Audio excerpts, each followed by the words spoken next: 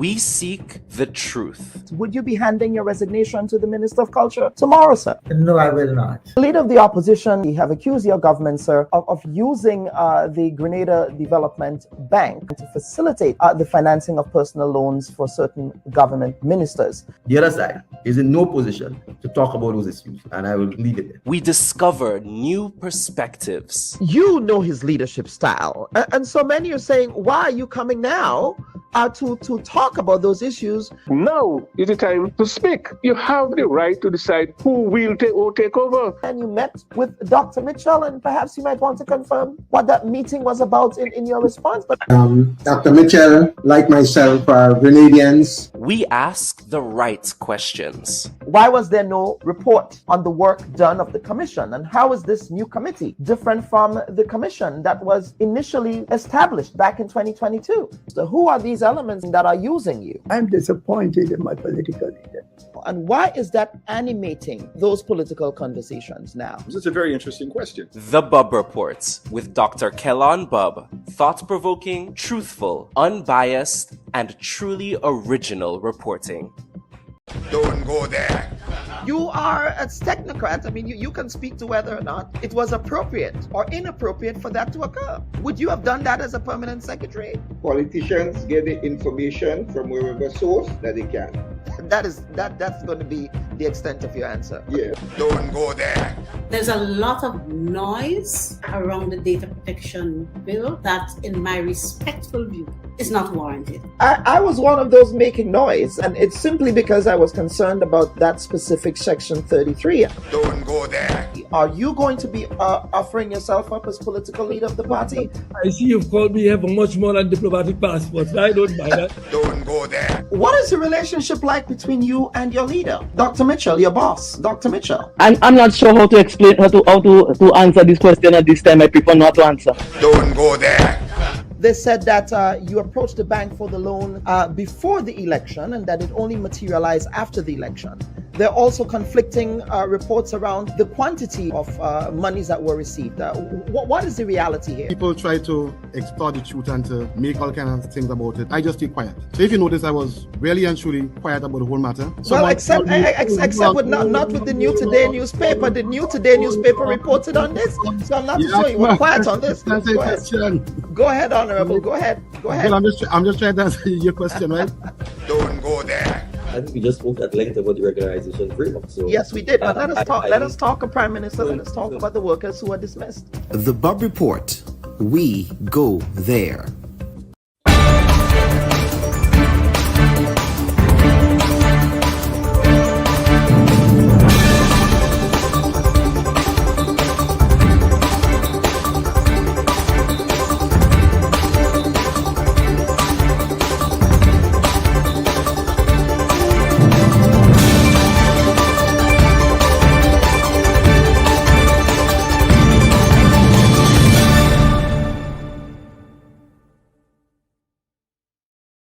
Viewers and listeners, a pleasant good morning and welcome to this week's edition of the Bubb Report. Now, let me first apologize for the very late start that we had this morning.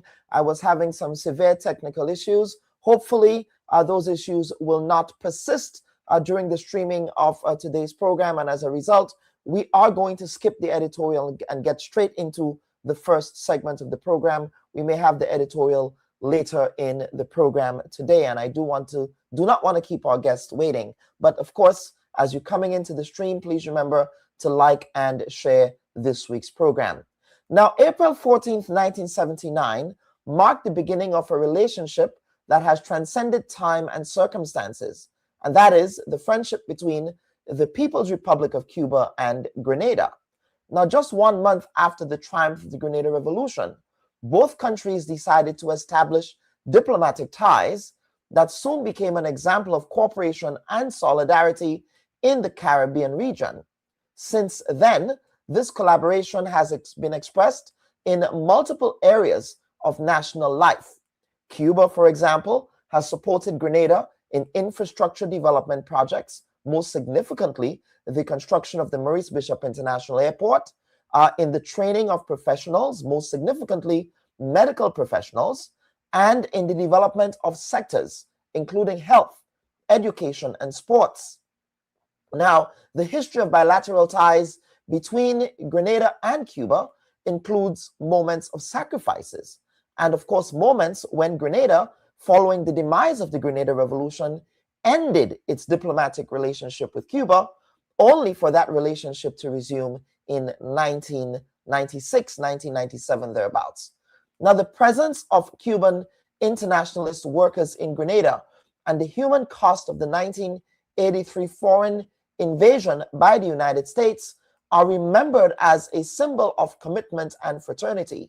It must be noted and acknowledged that many Cuban citizens fought and died alongside Grenadian nationals at the point of the illegal invasion of the American invasion of Grenada in 1983. Now, facing those critical events together demonstrated the will of both Grenada and Cuba to defend together the principles of justice and sovereignty. Grenada, for its part, has extended a helping hand on numerous occasions, supporting Cuba in the face of natural disasters and standing with it in its struggle against the economic, commercial, financial, and human rights blockade against the Republic of Cuba. Now, this constant support confirms that the solidarity between Grenada and Cuba is not circumstantial, but rather a commitment that has renewed at every single stage of those two countries' shared history.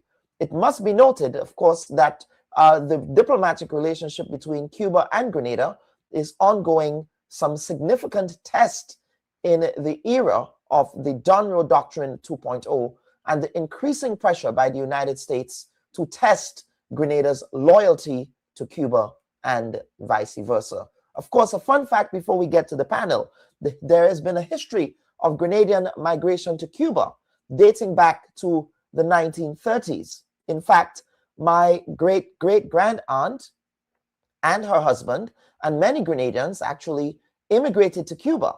So it is the case that there are people of Grenadian descent who currently live in Cuba, especially in the southeastern part of Cuba. So at this point, I do want to welcome members of the Grenada-Cuba Solidarity Society, and I'm subject to correction if I butchered that name. We have here Dr. Sonia Nixon, who actually studied in Cuba. She's a legacy of that relationship between Grenada and Cuba. We have also Dr. Malachi Dotton. Yes, Malachi Dotton, sir. If you can just adjust your laptop downwards so we can have upwards, because we can't see you at all. There you go, much better, much better. And we have Ruggles Ferguson, KC.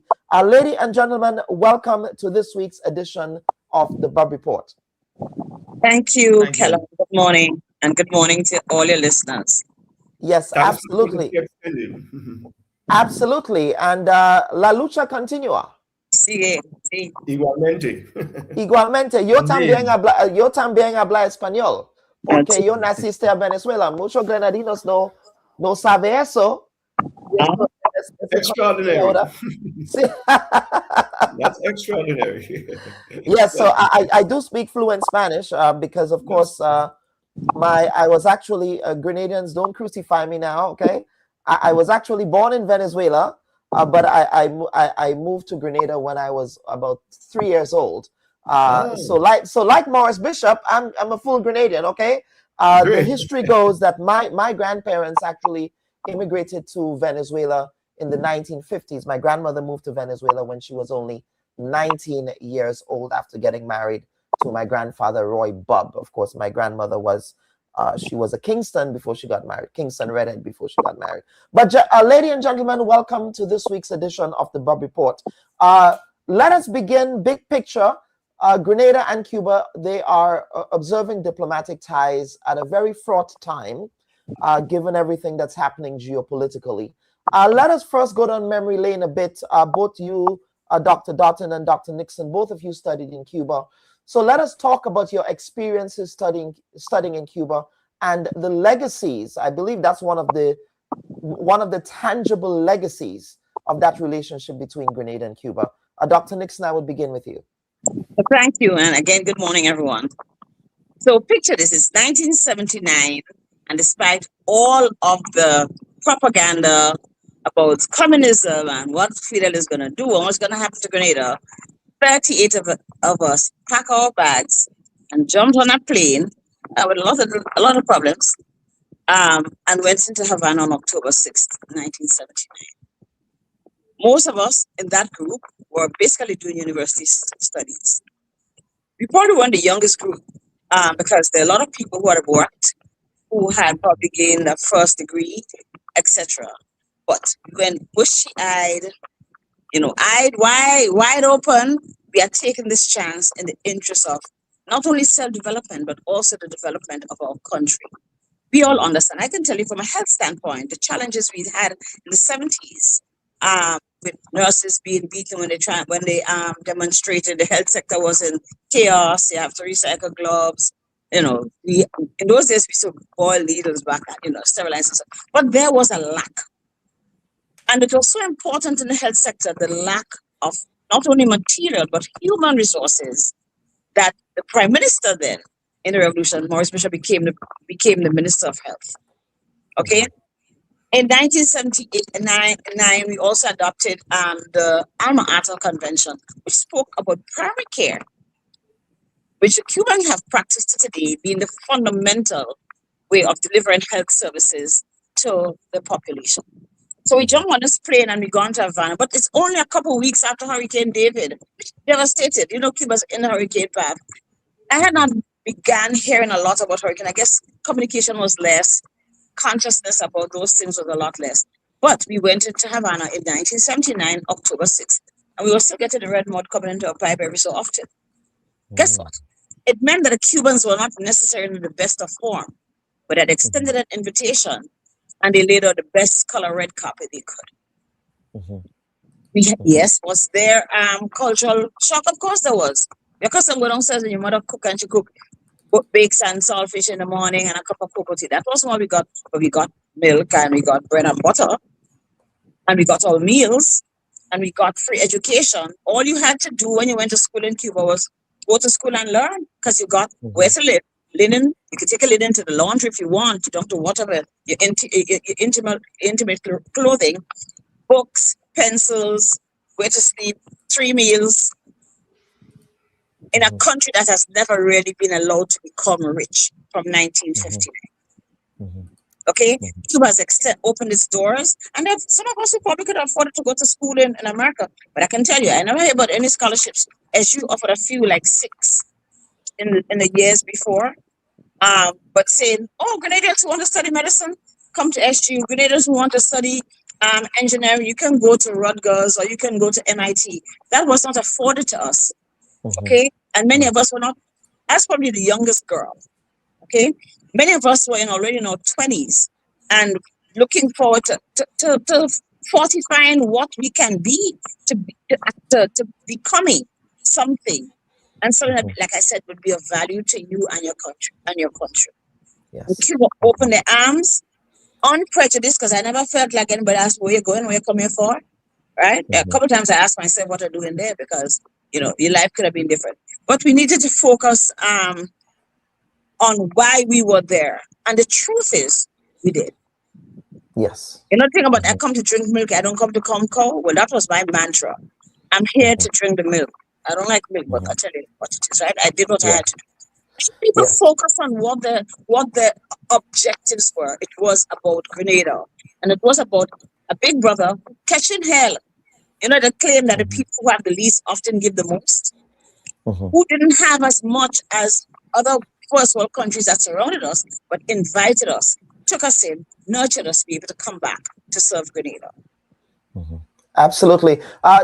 Dr. Dutton, what was your experience? I mean, Dr. Lambert of blessed memory, one of his legacies outside of getting a medical degree is that, he also found his wife, I believe, in Cuba as well. Exceptional, Dr. Bubb. Exceptional. And thanks for having me on the program.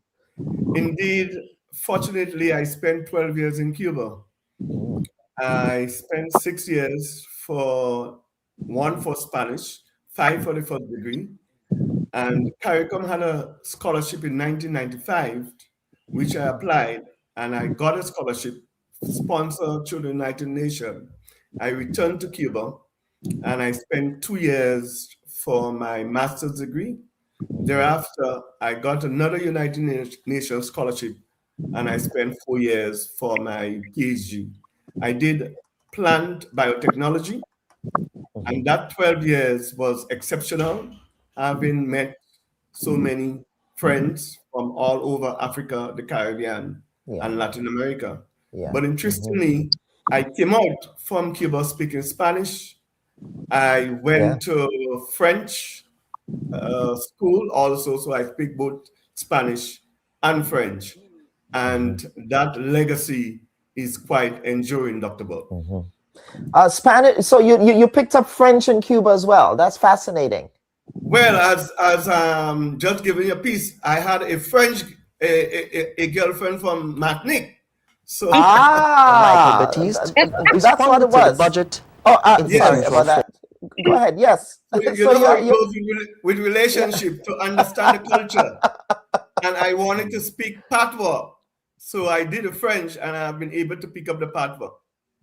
That is a really, really good history. I've heard of so many examples of Grenadians who met their wives, husbands, boyfriends, girlfriends in Cuba. Not only Cubans, but of course, other folks from the global South. So, for example, I know someone in Trinidad and Tobago. His wife is from Angola. And why is that? Because you had Angolan students who also studied in Cuba. And that's what I hope Grenadians can appreciate. Just can we talk about both Dr. Nixon and then I'll get to Mr. Ferguson shortly. Just the diversity, the global South diversity in particular that existed in Cuba. Can you talk about the folks you met and encountered during your course of study there from all over the global South, from all over the world? And it was not necessarily the global South. It was just the globe. Because I always consider Cuba that cultural metropole, but also that political metropole, because we all had the same line of thinking. And so where would I have met people from Laos and Mongolia and Palestine and some of the other countries in the Far East? And of course, yes, there was Latin America. I have Latin American friends that I've kept up to today. We communicate on a regular basis. And of course, the African population, Angola, Mozambique, South Africa, and the dozens of hundreds of South African children whose citizenship was stolen from them because they were not allowed to, because they did not have birth paper. I could not imagine. Trust me, I did a master's of public health in 2012. And I couldn't understand when the guy said to me he didn't have a country. And he explained that to me. I'd never imagined that. But there were these hundreds, and he was one of the victims who was actually adopted by a Swedish couple or a Swiss couple and ended up in Europe and became one of the people who worked with UNHCR. But there were these hundreds of South African or students from Southern Africa who came to school, who came to Havana and to Cuba in general as children, because certain people thought if you couldn't present your birth certificate that the government had not issued to you at birth, as must happen now, then you don't belong here. And they were literally deported from their homelands. You're essentially stateless. You're stateless. You don't belong to anybody, right? Many Grenadians, just not wanting to cut your train of thought, but many Grenadians, many Caribbean people offered refuge to stateless South Africans during the apartheid era, gave them passports. Yes. Because, they were not given passports by the racist apartheid regime, Elon Musk's cousins, racists in South Africa. They were not granted passports as Black people. So please go ahead. Yes. So, and I think what it reflects again, the openness of Cuba to ensure that everyone is equal. That equity thing, that we must acquire dignity, basic human dignity. I mean, the truth is, I was considered an international student, okay, because I went to everybody party. Whether you spoke English, French, Laotian, I don't know. When you have an activity, I'm coming. Because it offers you that thing that go beyond that education goes beyond the book. Because I tell students today, you don't even have to go to school to learn medicine. You can sit down and study the book. But that interaction, that human interaction, that experiential learning, that cultural infusion that we acquired, that did make us better people. We understood where other people came from and what they were going back to. And we learned what we can bring back to our country, and certainly much better people than we had gone there. So for this, I don't think people forget. I think a lot of people forget exactly what a metropole Cuba is, right? The intersection of so many different cultures, populations, colors, beliefs, whatever it is. But it's all grounded in that one little space that is basically based in super salsa and great ice cream from Copelia. Yeah, absolutely. Now, Ruggles, thank you for agreeing for us to have this segment today. Obviously, I don't believe you studied in Cuba unless I'm subject to correction. But can you talk about how I'm the odd one out. You're the odd one out, but certainly, can you talk about, Ruggles, how you've come to involve yourself with the Cuban Solidarity Movement in Grenada? Okay. Thank you. And once again, good morning, listeners. As a patriotic Grenadian, we all are indebted to Cuba in one way or another. Cuba has assisted Grenada consistently over the last 47 years, whether by way of infrastructural development, whether by way of scholarships, whether by way of having Cuban specialists come to Grenada to work, and in so many other technical areas. As I've said time and time again, every single Grenadian has benefited from Cuba and the relationship we have enjoyed and that has endured with Cuba over the years. Whether we have benefited directly, as my colleagues Sonia and Malachi have indicated, or whether we have benefited indirectly. And the international airport, for example, stands out as a monument of that assistance. To date, it remains the single largest project ever to be undertaken by Grenada, and at the time of construction, actually described as the gateway to Grenada's economic future. And all development in the south of the island today that we enjoy, and in fact, the expansion of the St. George's University could not have taken place without the international airport. And for those who know, our airport was in Pearls, and we had to go over winding hills. Flights could not have landed beyond 6. We had to depend on Barbados as an in-transit point. So we have all of this to show in very tangible ways the benefits from Cuba. In fact, I was speaking to somebody who made a very profound point a few days ago. And he was saying, I'm hearing everybody talk about Cuba and lauding Cuba and how Cuba has assisted us. And he's saying, but nobody has yet made the fundamental point. And I hope he's listening this morning, because I'm going to make the fundamental point on behalf of him. And it really struck me. He says, Cuba has not only assisted Grenada. We have not just benefited from Grenada. But he said, and that's the fundamental point, Cuba has transformed Grenada. The assistance that we have gotten in all these multifaceted areas has transformed Grenada. And we can see it starting from the international airport, where they not only they have a big set of money to send, but they send boots on the ground. People to knock away these mountains, technical experts, equipment, and the like. and brought with it all the international solidarity that we speak of. We cannot abandon them in their time of need. So it matters not whether I studied in Cuba. I consider myself a patriotic Grenadian, and I have a duty to assist. And I'm prepared to come forward and assist as much as I can. Absolutely. Just as a point of note for his historical note, you know, the two major infrastructure projects in the south of the island, the St. George's University and the Maurice Bishop International Airport, now called the Maurice Bishop International Airport, those are the legacies of Grenada's the first two prime ministers of Grenada, of course, Sir Eric Gairy with St. George's University and the Maurice Bishop International Airport. So these two gentlemen, I don't know if they thought about how their legacies would continue to be impacting Grenada in 2026, but I'm sure both of them in the hereafter are probably having points of agreements, at least on that aspect of it.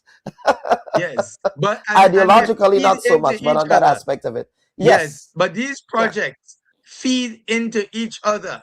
I would just pose the simple question, and we know the expansion, significant, unbelievable expansion that has taken place with the St. George's University over the years. Do you believe that that expansion could have taken place if the airport was in Perth? That's the a good simple point. answer is no. No, yes. So fast forward to 2026. Let me bring in the rest of the panel here. Of course, we see what's happening in Cuba. We're hearing the stories. And of course, with respect to the heightened pressure by the imperialists in Washington to, you know, really starve Cuba. They have an embargo, and both Democrats and Republicans are culpable. Both of them are, as I always say, two wings of the same bird. Okay? I always make that point because it was a Democratic president who actually initiated the embargo on Cuba under John F. Kennedy. It was not a Republican. It was a Democratic president who did that. And subsequent Democratic presidents, including Bill Clinton, of course, Obama sort of, you know, nibbled around the edges by opening up some things, but there was not a full opening, right? They all of them, Republican, Democrat, all of them pressured Cuba. But let us talk about the current issues that Cuba continues to confront, which to me is just much more extremely difficult. And given the context of that diplomatic relationship, what are you doing as a solidarity movement in Grenada to come to the aid of Cuba, given that Cuba has given Grenada so much and not expecting anything in return? Dr. Dutton, I want to begin with you on that question. Thank you, Dr. Bubb. It is in this regard, and based on all what we have mentioned early on, we have, and when I say we, Citizens for Cuba. Citizens for Cuba, it's a group of non-governmental organizations. We have all the Conference of Churches, faith-based churches. We have got the graduates from Cuba, the trade union, the bar association, the private sector, and representatives from the farmers organization who have come together and formed Citizens for Cuba. And we have come up with 1 month of solidarity for Cuba with the team Grateful Grenada Give Back to Cuba. And Dr. Bubb, this initiative seeks to mobilize national appreciation into tangible humanitarian support for Cuba. What we are trying to do is to mobilize financial and material support, and we are doing that through inclusive participation. We are trying to engage a large cross-section of the society. The churches, as I've said, the trade union, the farmers, and all Grenadians. We are saying, give back to Cuba. And we are trying to strengthen people-to-people relationship. And I will expand on that further because in the discussion we have had with the leaders of the churches, they have said that they want to go to Cuba to deliberate, and they want the Cubans, head of the churches, come to Grenada to deliberate. And this is being organized. For me, it is not only financial and material support, but that people-to-people relationship is critical and crucial as we move forward. Interestingly, we have said we're going to ensure that there is mass participation and we're going to decentralize activities. So there are some activities that will take place, but we have got decentralized activities. So in each parish, yes, we have got coordinators of these respective activities. Interestingly, we are trying to raise financial support to ensure that we could supply to Cuba solar light and solar small power equipment, basic medication and medication supply, hygiene and sanitation product. And we are doing that because it is critical for Cuba at that specific time. Absolutely. Let me bring in, and of course, Ruggles, as I understand it, the occasion of the commemoration of this diplomatic relations, there is a series of activities that are taking place. Can you talk about those activities? And of course, in the way that Dr. Doughton expressed it as well, but can you talk about how people can also get involved in those activities? Sure. I think critical in all of this is the opportunity to give each and every single Grenadian an opportunity to contribute to Cuba at this time. And that's why most of the activities are decentralized. And we are seeking to involve all segments of society, including churches, including even primary schools. So for example, the churches starting today, and certainly between today and May 14th, where you have 4 weekends to do special collections at church on either Saturdays, if it's Seventh-day Adventist, or on Sundays for other churches, but give the opportunity for every single church in Grenada to make a contribution to Cuba. So for example, a particular church might designate next week Sunday and say collections today in these 50 churches throughout Grenada, or in the Catholic churches in St. George's. Those collections will go to Cuba. Another Sunday, maybe in St. Patrick's and St. Andrews, they are organizing it their way. We'll have all the collections going to a fund for Cuba. And so and we have churches spread throughout Grenada, Carriacou, and Petit Martinique. So that is one opportunity to contribute. We also have the Dollar Day concept for schools, primary and secondary schools, and we have many students who have benefited, whose parents have benefited from studying in Cuba, grandparents now studying in Cuba, and the plan is, and we are going to designate the day. It has to be coordinated with the Ministry of Education and all the logistical inputs put in place to collect $1, at least $1, and that's why we call it Dollar Day from Cuba, from every single primary and secondary school student in Grenada, Carriacou, and Petit Martinique. And if you can afford more than $1, then it's better yet. So it's from $1 up, but it's designated Dollar Day for Cuba, and all primary and secondary school students have an opportunity to participate. Now, apart from those activities, there are some specific activities planned now, and most will take place from the beginning of May. So now would be the breakfast, the lunch. St. Patrick's is planning, as I understand it, they are in the process of forming up a beach activity, a fundraiser, music, food, drinks, the usual. St. John's, St. David's, they all will have their particular activity that is best designed to pull the most participation in the particular parish. However, there are some specific activities that we have designated, and I should mention here, the trade unions, I mentioned the churches also, but as you know, we have May Day every year. May Day celebrations take place in Carriacou this year, and May Day is also designated as Workers' Solidarity. A portion of it will go to Workers' Solidarity with Cuba, and we'll have special collections taken up at May Day for Cuba, donations to the Cuba Fund. So let me just use the opportunity to appeal to workers throughout Grenada, Carriacou, and Petit Martinique to contribute generously to Cuba on May Day.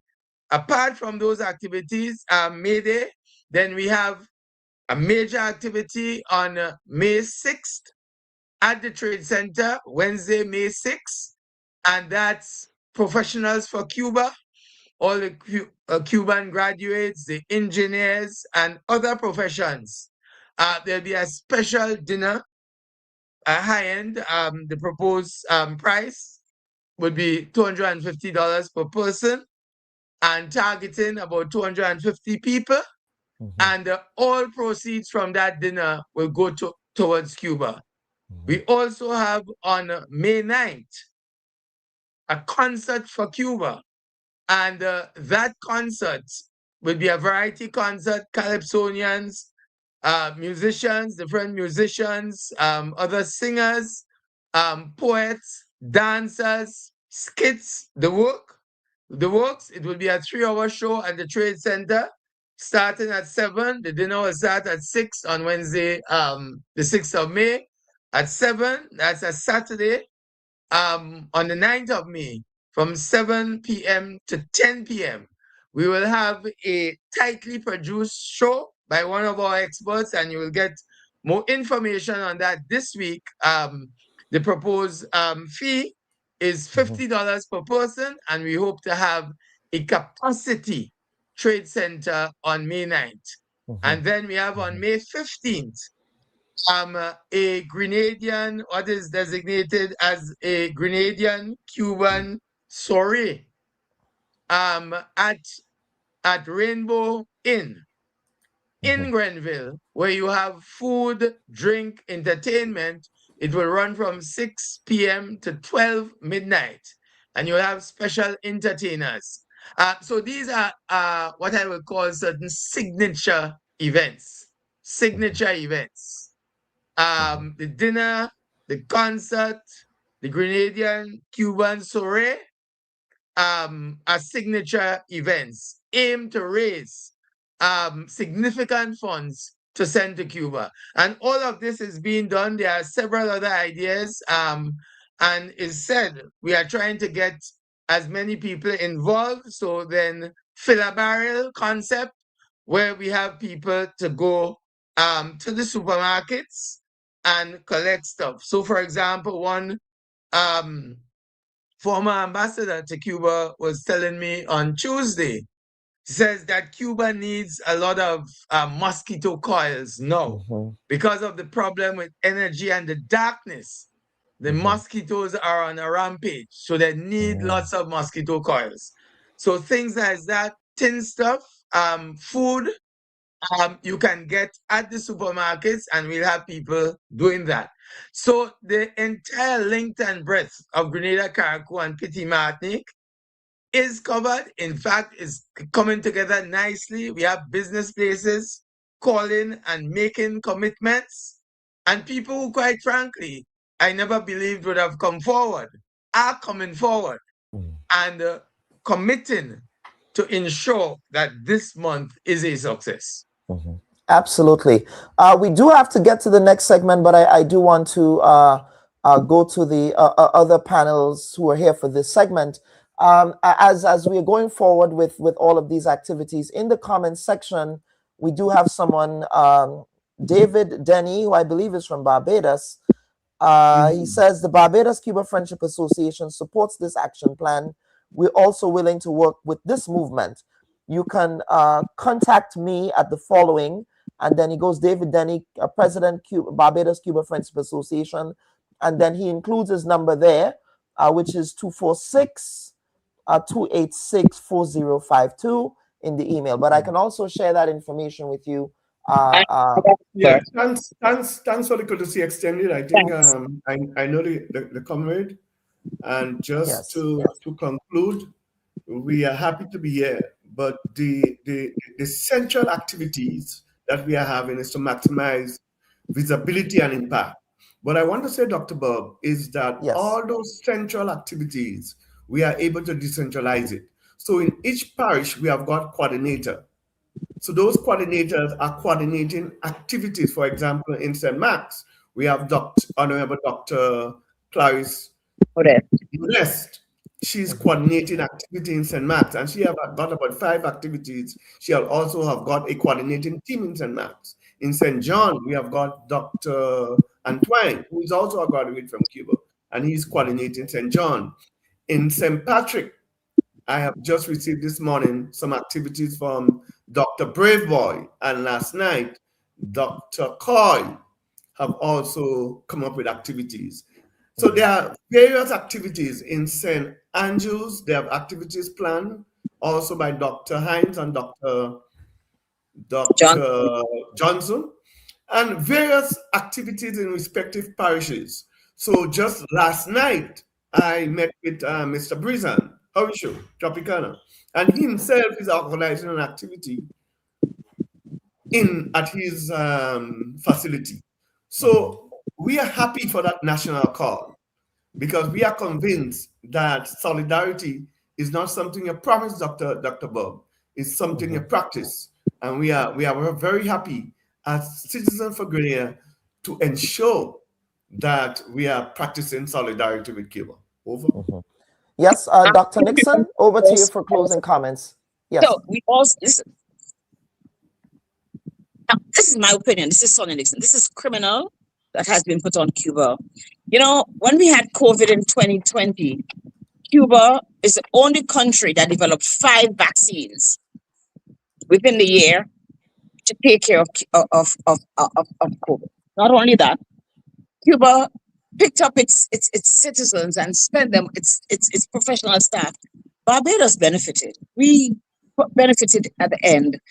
Italy, big rich Italy benefited from the services that the Cubans were able.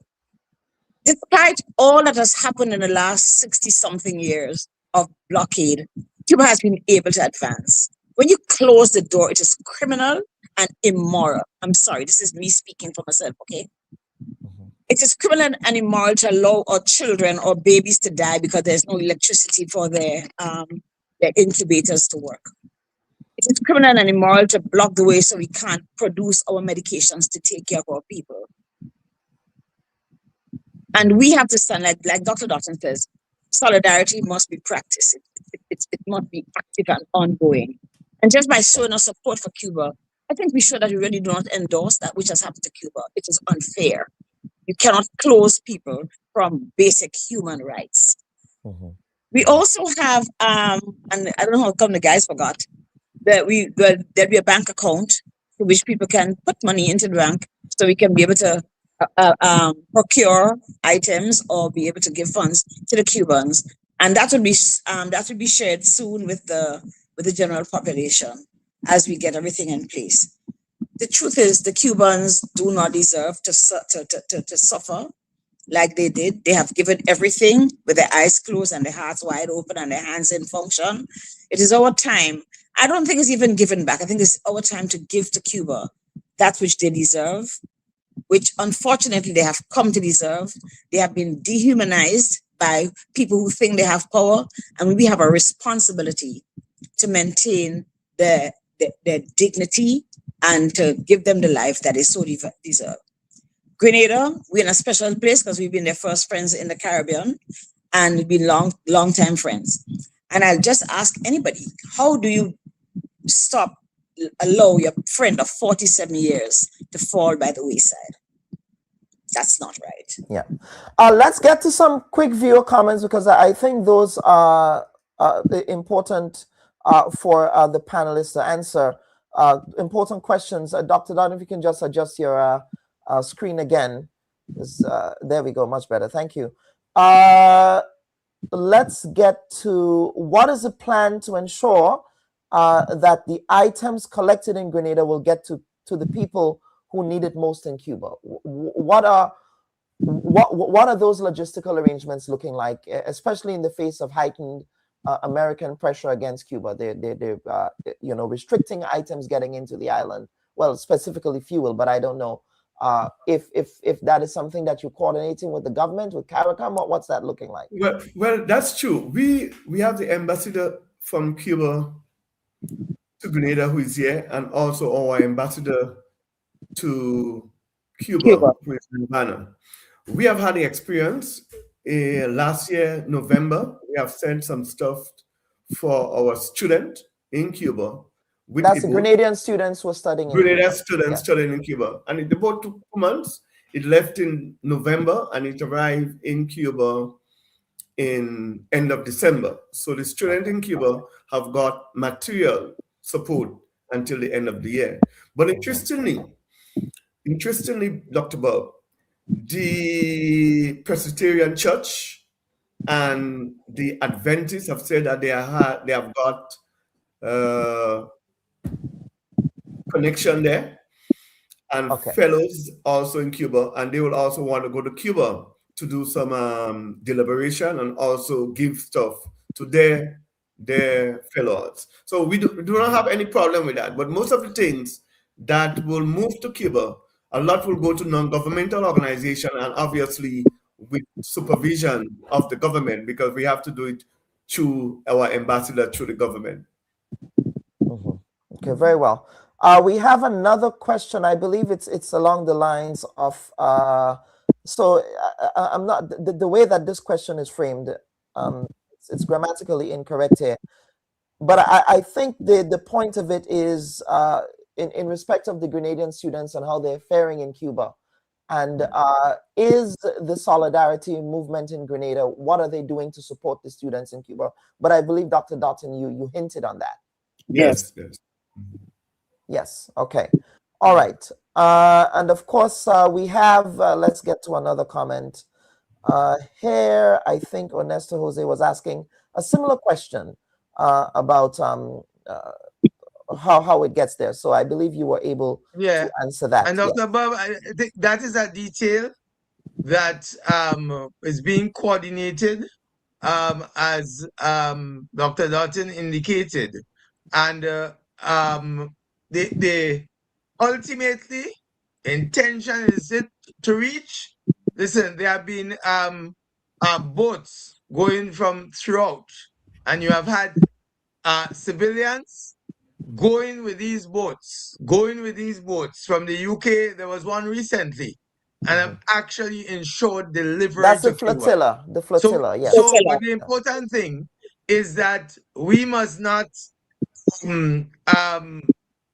ease up and say, well, we wonder if this will reach. Let us have all that we can send, and we ensure we deal with that issue when we come to it, because of course it will be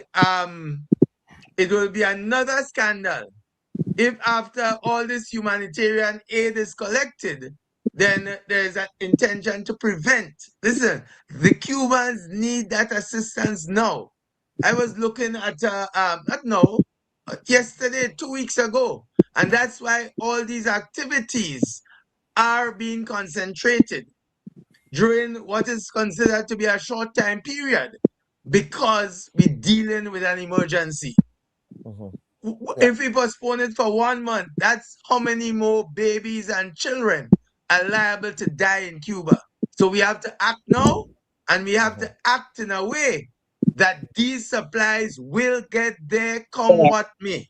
We will deal with that issue when we get to it. The bank details for people to donate.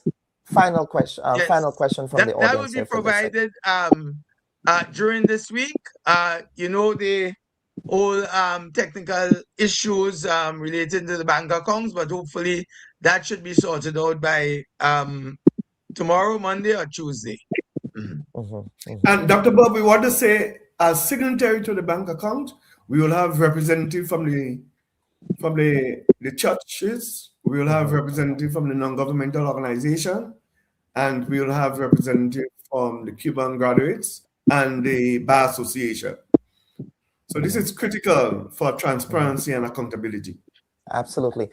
Do you have a website or a social media page where people can go to? Yeah, tomorrow it will be published, both the Facebook account and the website. And on Tuesday we will have a meeting. So by Wednesday, all of the activities, the central activities that QC Ferguson has spoken about, and importantly, the decentralized activities. So come Wednesday, we will have a series of activities that will be taking place in Grenada, Carriacou, and Petit Martinique. Absolutely. Lady and gentlemen, thank you for appearing on the Bubb Report this week. And just to wrap it up here, a great initiative, folks. Grenada has benefited immensely from Cuba. Time for us Grenadians to give back. And as we get, let's get to the. As we get to the closing segment, I do want to leave the audience with a clip of myself when I visited Havana, Cuba, a couple of years ago. I actually had the opportunity to interview Grenadian students who were studying there at the time, and to interview also Cuban workers who worked in Grenada during the construction of the international airport. So it was a good opportunity for me to see firsthand the functioning of the Grenadian community there. So, gentlemen, lady and gentlemen, thank you for appearing on the Bubb Report this week. Thank you. That's awesome. Yes, absolutely. Thank you for having us. Yes, absolutely. Viewers and listeners, we are now going to go to the second segment of the program. And we want to thank Dr. Sonia Nixon. We want to thank Ruggles Ferguson, KC, as well as Dr. Dotton there. So thank you again. And we are just going to tee up that clip here. But before we do, let's just take a quick pause for a commercial cause. Should your loved ones... Former Grenadian politician Clarice Charles retired from frontline politics in 2008 as an undefeated incumbent with the New National Party government. Shortly thereafter, Charles was appointed by her boss to represent Grenada as its ambassador to Cuba. I first asked Charles if she misses frontline politics, and this was her response. And no, I don't like looking back. I am from the revolution. Forward ever, backward never. Yes, when you move out, you find other things to do, and you put the same energy or more into what you are doing. The Grenadian emissary has spent much of her time repurposing the island's embassy.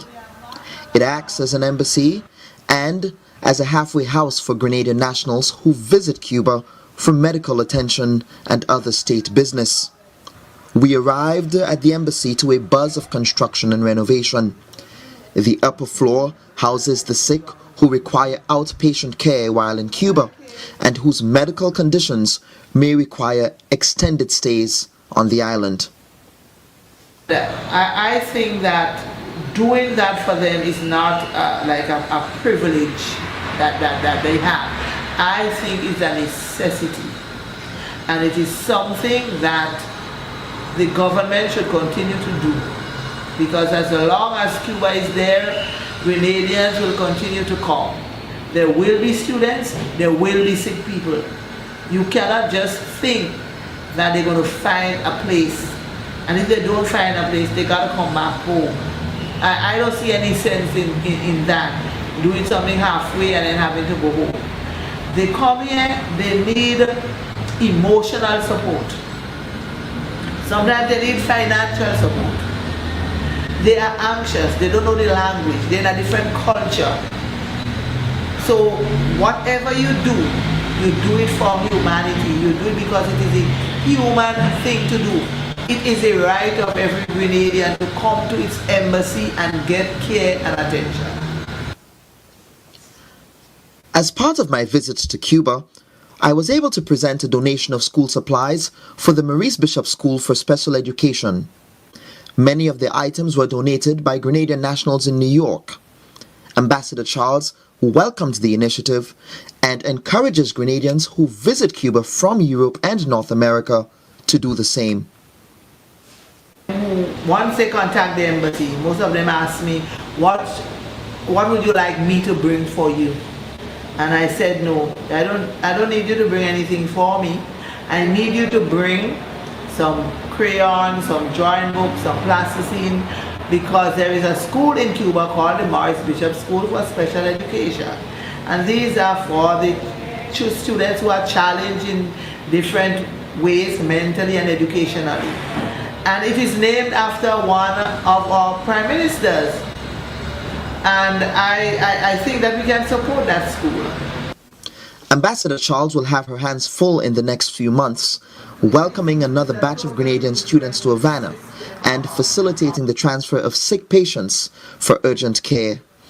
For her, it will be just another day at the office, doing the government's bidding. Reporting from Havana, this is Kellan Bubb. Hi everyone. The Bubb Report is committed to being fearless, balanced, and independent, bringing you the stories that matter most without compromise. Now do us a favor. Remember to like this video and subscribe to our channel. Hit the bell so you never miss an update. You can also watch us on GBN TV every Wednesday at 5 p.m. Catch us on WPG10 television every Sunday at 8 p.m. Your support helps us to keep journalism free from bias and influence. And together, we can make sure every voice is heard and every fact is verified. Thanks for watching.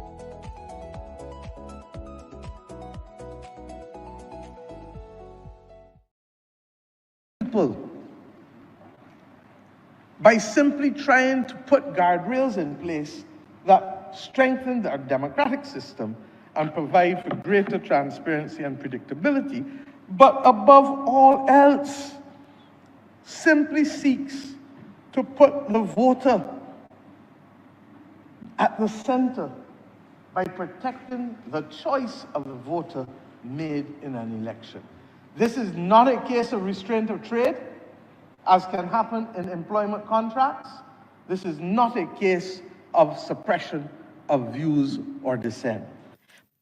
And that is why I speak about the need for strong political institutions. And in fact, on the night on which the electoral results came back on the early morning, really, of February 12th, I spoke to this issue, and I continue to do so.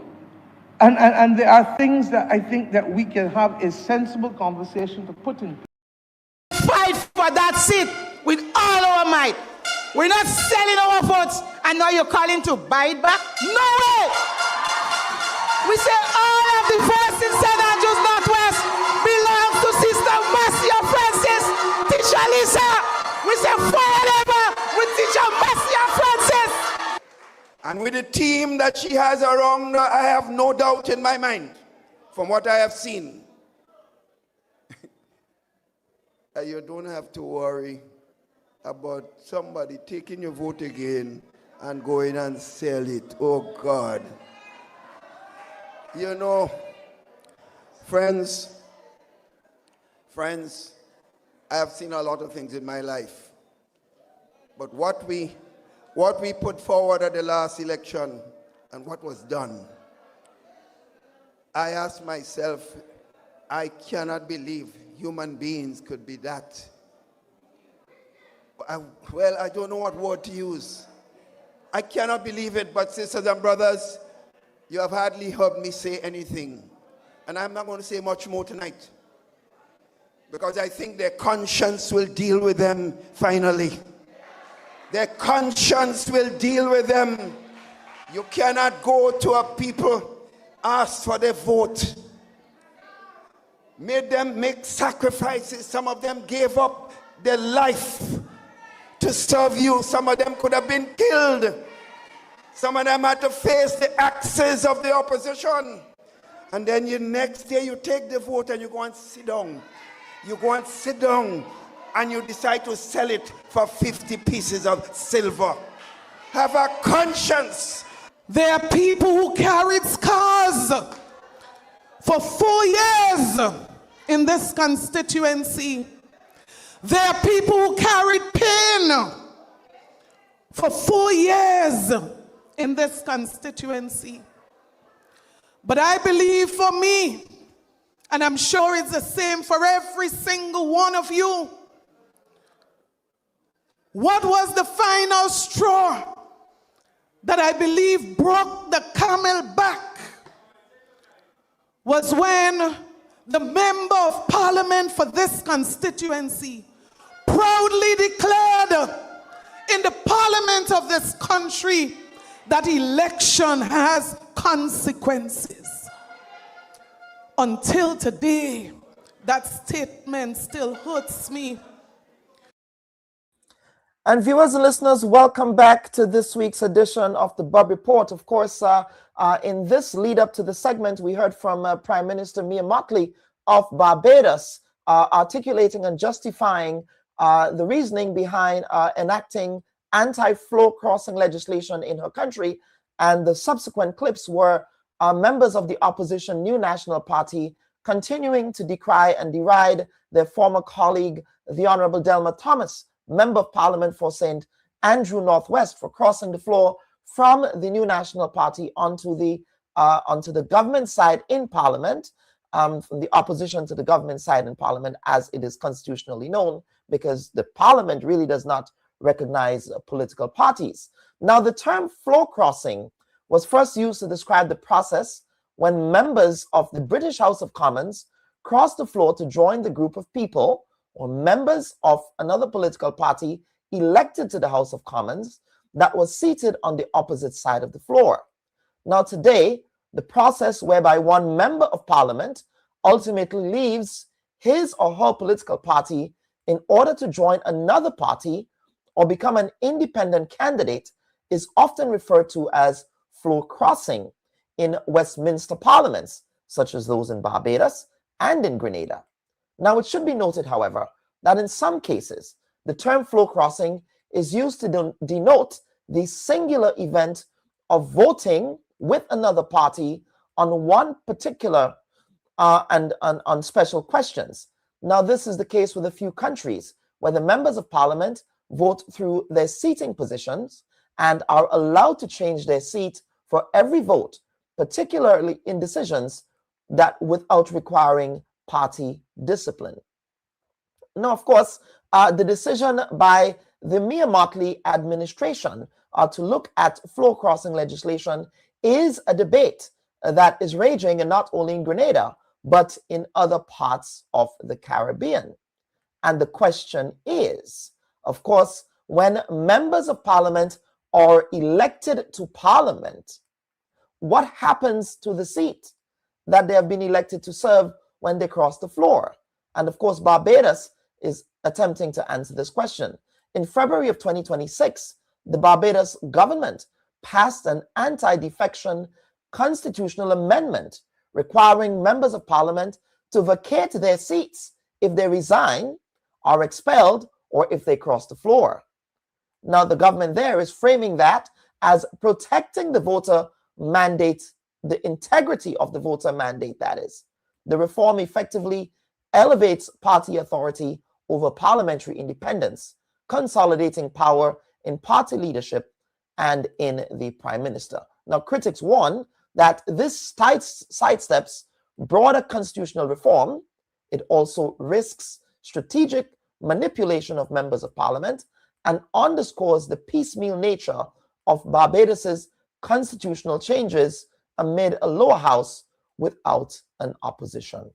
And here to make sense of this floor crossing legislation and what the constitutional implications and what it may mean for not only Barbados, but the rest of the Commonwealth Caribbean is, of course, a former leader of the opposition in Grenada, Mr. Michael Batiste, who himself crossed the floor under a 15-seat designation in the Grenada Parliament back in the year 2000-2001, when he became famously the leader of the opposition amongst his 14 then opponents in the NNP in the lower house of parliament.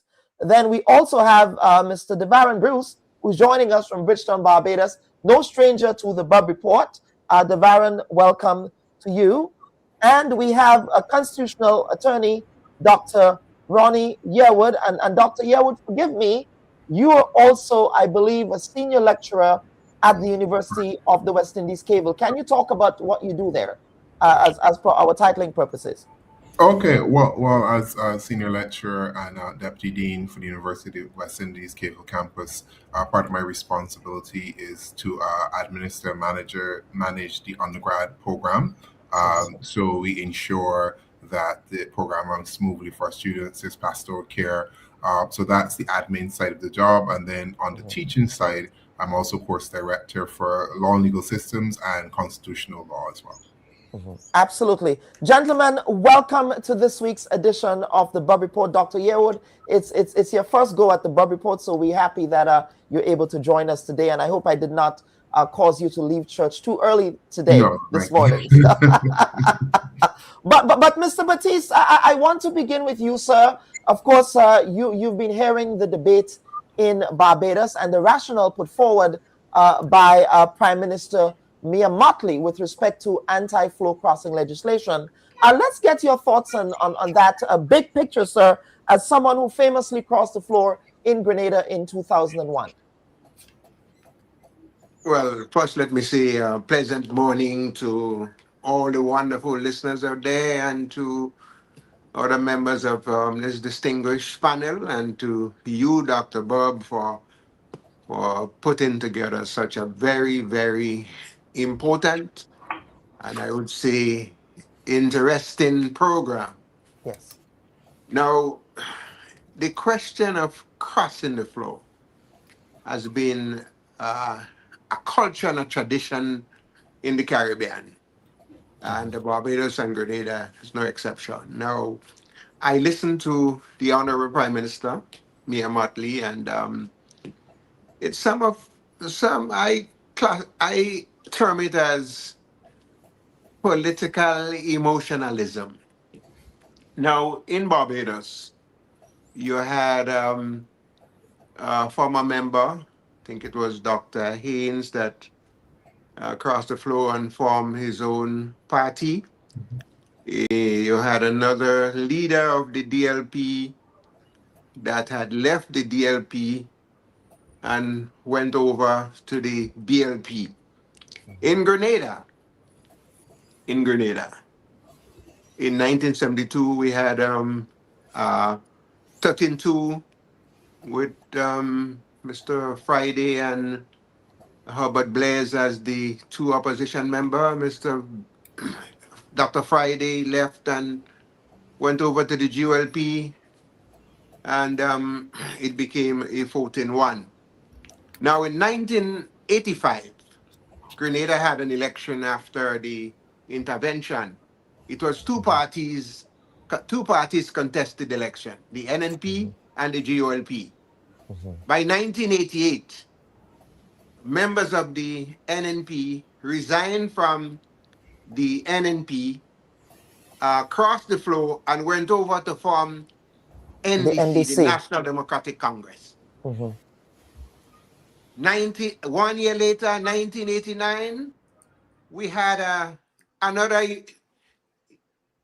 emotional breakout where the Prime Minister of the country crossed the floor and went on to form his own party. That was the NNP had a convention. The then Prime Minister lost the leadership of his party to Dr. Mitchell. He then went and formed TNP. The Prime Minister crossed the floor with other members of his team and formed what you call TNP. In 1990, we had an election. The NDC was appointed by the governor, was called upon by the governor to form the government. To form the government, because they did not have a full majority. They did not have a parliamentary majority. So they formed the government, and before going into parliament, they induced or seduced the support of Exil Thomas from the GOLD. Exil Thomas, yes, from St. the John's. GOLD, and they got a majority. A few years later, in the same NDC government, there was another breakout. Dr. Francis Alexis left the NDC and went on to form DLP. So it goes on. And so Grenada have a historical background in flow crossing. Presently, we have 2 flow crossers in our parliament. Honorable Sister Delma Thomas and the Honorable Peter David. Much is not said about Peter David because he did not go over to a government, but flow crossing simply means leaving the party that elected you and going over to forming another party. In the case of Peter David, he too crossed the flow because he was elected with the NNP and he's now with another party. I heard the Honorable Prime Minister Mia Motley, very learned attorney, and she used the word guardrails. And I have some difficulties with that word guardrails. If you want to protect the voters' interests, I don't think introducing legislation to making it mandatory that the flow crosser resigns his seat is a proper guardrail.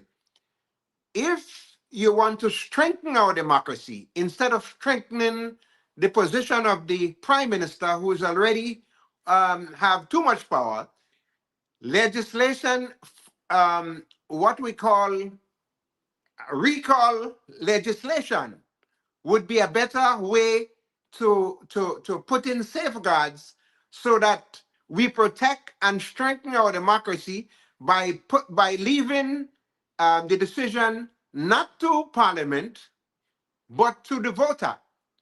And we should introduce recall legislation across the board so that in the event that the people are have difficulties with a member of Parliament, including the Prime Minister, or any member who so choose to cross the floor, the people who voted for that member should have the say, and we should not circumvent the process by allowing Parliament to do the work of the people that send that person in Parliament, knowing fully well that our Constitution does not recognize political parties, and political parties are just a politically convenient way of people getting into Parliament.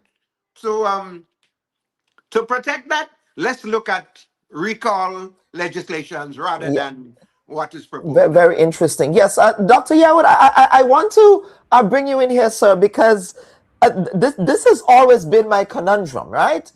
In the context of our Westminster system of constitutional democracy, we say that the Parliament does not recognize political parties.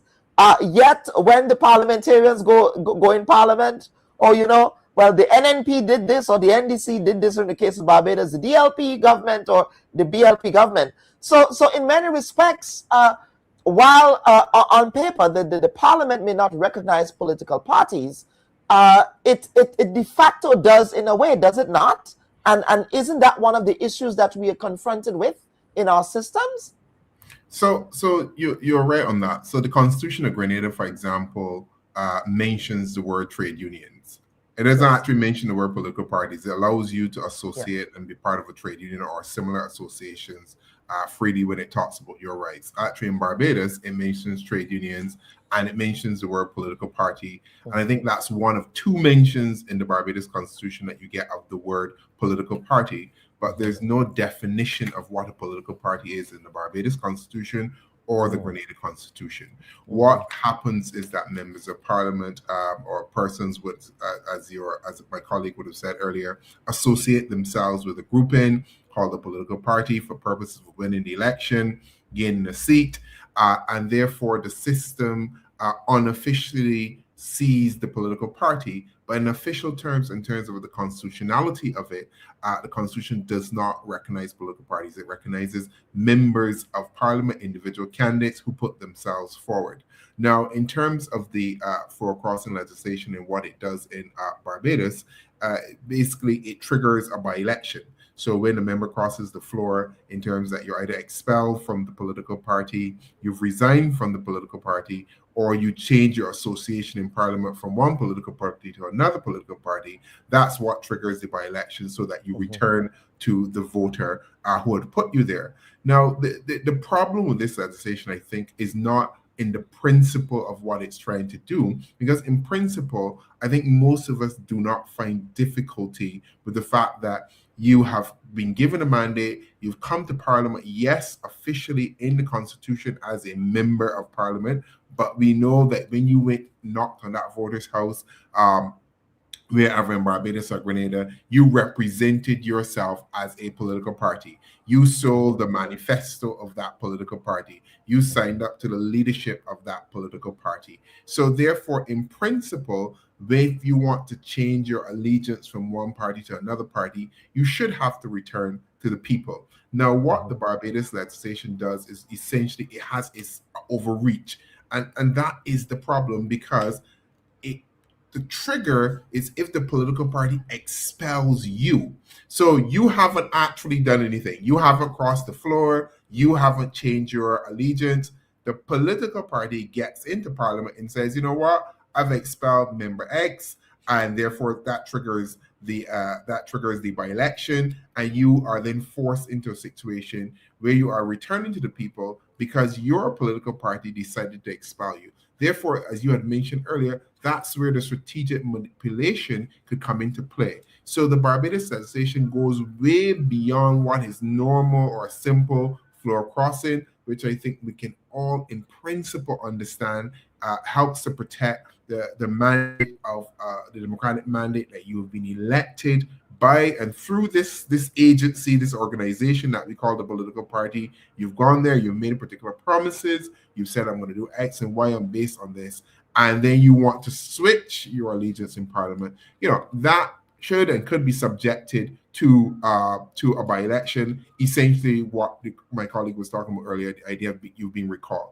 However, you cannot give additional power, I think, to a prime minister and to the political party through allowing them to expel a member, or if a member resigns, because they, from the executive of the political party, could force a resignation of a member or could trigger the expulsion of a member. So essentially what the Barbados legislation does is it puts the executive of the political party into the constitutional structure. And so that is the question I have, because this is sort of an elevation.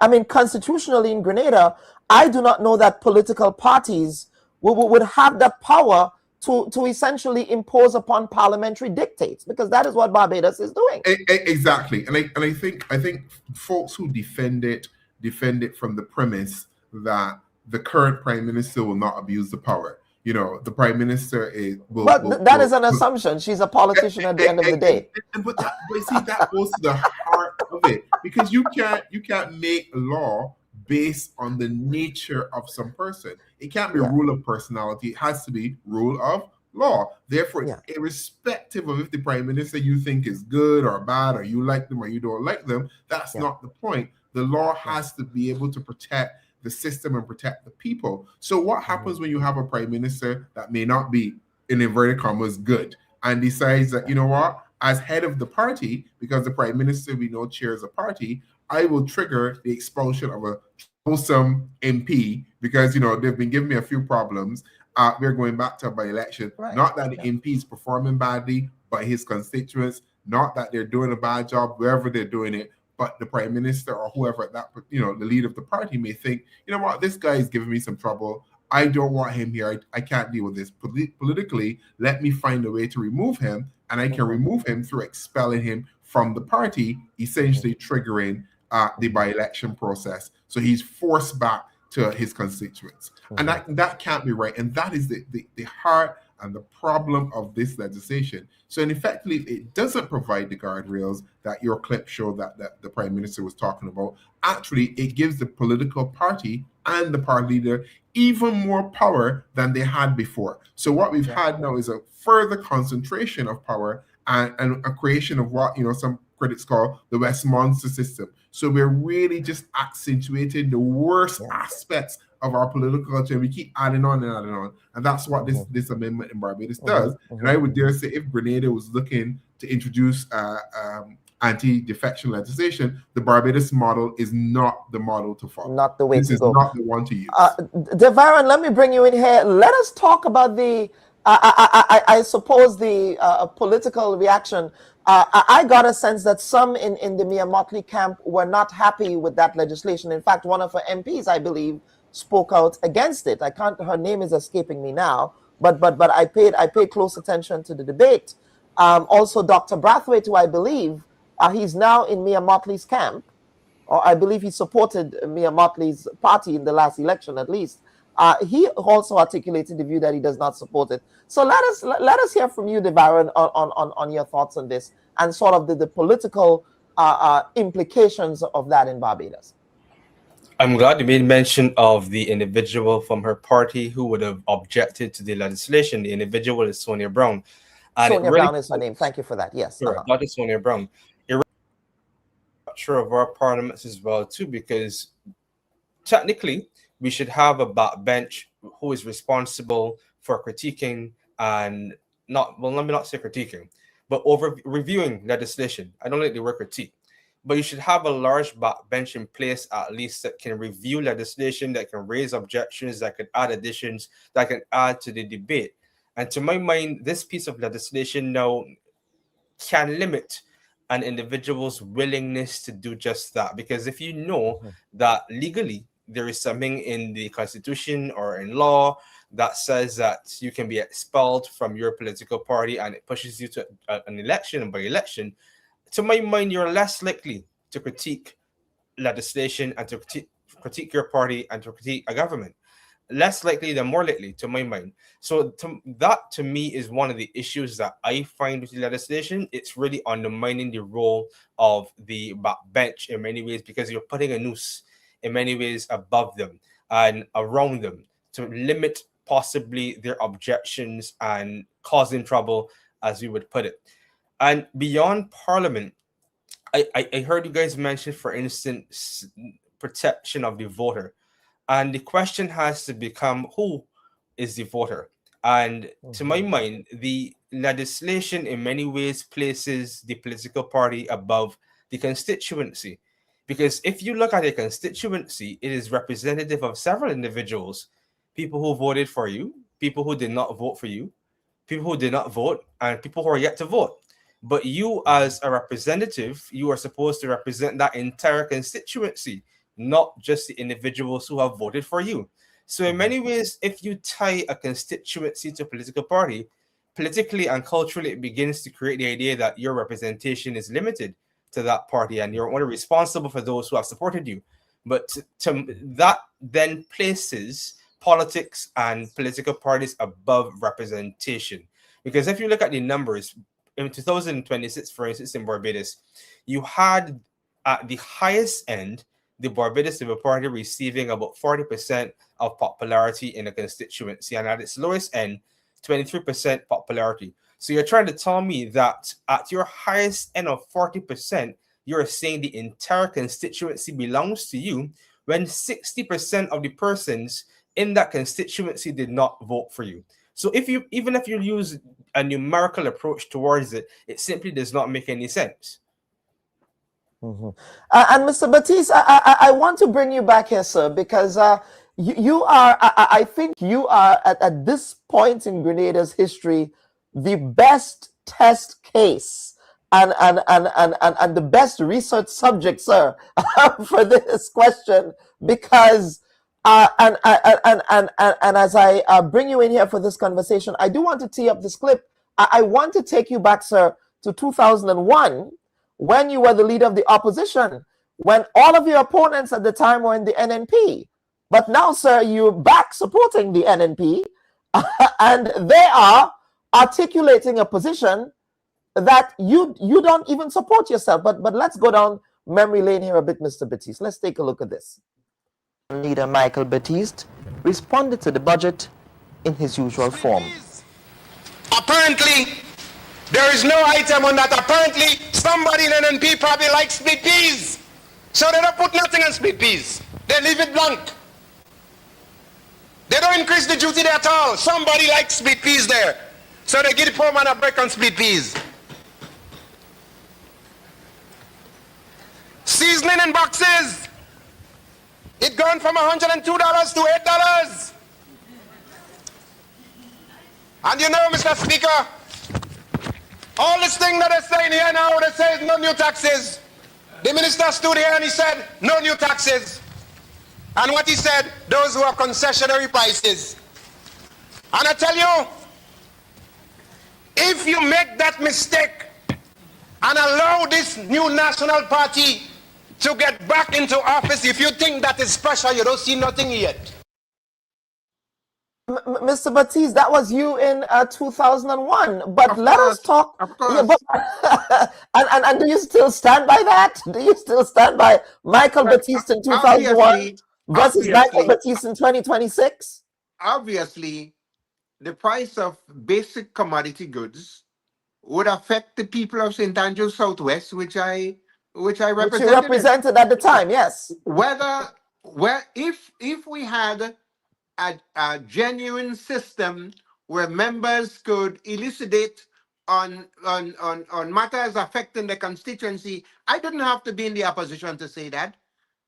But because of our Westminster system, where the ayes have it, and you're going to Parliament and you have to support everything that your party has brought to Parliament for fear of some kind of retribution from the leadership, you go along with the the ayes have it. The ayes, But what I have said there affect the people I represented, affect the people in Munich, Hartford Village, Upper Capital, Lower Capital, all around. So it was incumbent upon me then to talk about the increase in cost of living for the people. That type of discussion that I had in the budget should be present at all times. If something affecting your people, you should be free to talk about it without any kind of retribution from yeah, the of the party. Yes, correct. So, Mr. Batiste, fast forward to 2026, because the new National Party is making the argument that Mia Motley is making in Barbados. In other words, they're articulating the view that people in St. Andrew Northwest voted for Delma Thomas, and then she proceeded, in Dr. Mitchell's words, for example, to sell her votes for, he didn't say 30 pieces, he said 50 pieces. I don't know which Bible he read, but he said that she sold her vote for 50 pieces of silver. And my question to you, sir, is this: is the new National Party wrong on this question to frame Delma Thomas's crossing of the floor, the Honorable Delma Thomas's crossing of the floor, in the way that they are framing it? Because as Mr. Bruce just articulated here, one cannot assume that the only people who voted for Delma Thomas, the Honorable Delma Thomas, in St. Andrew Northwest were members, rank and file members of the new National Party as part of the organization.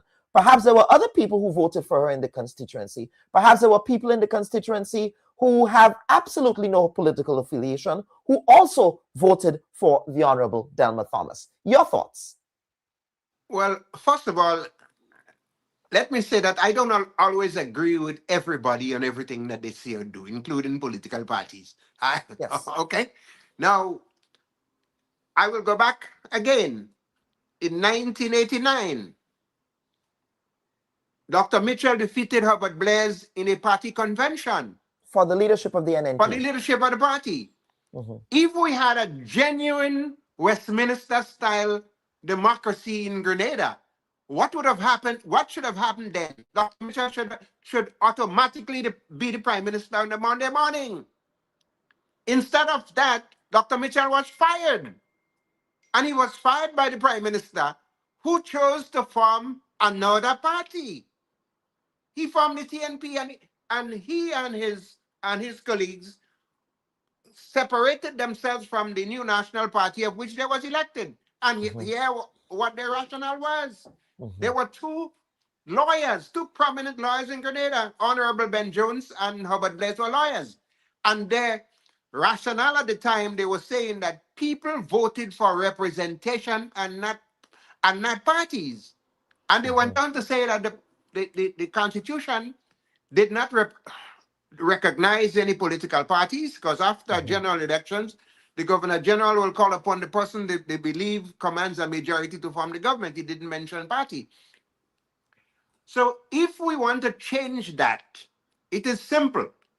We must put the legislative framework in place. As I said earlier, recall legislation. With the recall legislation, it would trigger the constituency who voted for that person to parliament to decide on that person's fate. In some flow crossing, the constituency may be in agreement with the MP. We must not try to take away the rights of the voter. We must never circumvent the rights of the voter and put it in the hands of the parliament and political leaders. We should leave it up to the people. Introduce legislation in place, strengthen our democracy, give members the freedom to speak freely as they want. In some cases, members go to parliament, and because it is their party, they do not even have the time to read the document. Yeah. They just say aye. Say, all those in favor, the ayes have it. That's not democracy. So let's strengthen our democracy and let us move it away from the winner take all. We say in all of this, but we do not touch on why individuals cross the flow. Why? In some instances, an opposition member is just an ordinary bystander. He does not have a chance to serve the constituency that voted him into office. His salary is so low sometimes he can't even maintain a vehicle. We have to go back and look at the route of flow crossing, which 90% of the time it's about finance. An opposition member in Grenada used to earn $1,200 a month. He has a constituency. An opposition member cannot fully serve a constituency because he's left out of the system. You can't go to a ministry and pinpoint a road in your constituency that needs repair. There's jobs, opportunities. The sitting MP is just there as an observer, while the government, those on the government side, does everything. Now, if you want to put frameworks in place, first, you have to look at the salary. Every elected member of parliament should have a base salary. If you are in government, you can get a duty allowance. It is unreasonable for an elected MP having to serve his constituency. You have to do all the things, go to the funerals, go to the wakes, attend to the needy and all of that on $1,200 a month. It is just ridiculous. So in some cases, MP chose to cross the flow to better serve their constituency in order to be re-elected in most cases. So we have to revamp the system and allow elected MPs to have a greater say in the constituency that the people voted for. In some cases, a caretaker have more power than the MP. The caretaker. We are seeing that in Grenada right now, which confuses me because you're hearing the current administration saying, well, the caretaker for the town of St. George. Well, you're a senator, you're not an elected MP. So it's just. Well, if you circumvent that process, you bypass the MP, and you're now putting someone who the people rejected or who no one knew about or voted for, but you are giving them the power over the MP in that constituency. So in some cases, is actions like that forces member to go where the grass looks greener.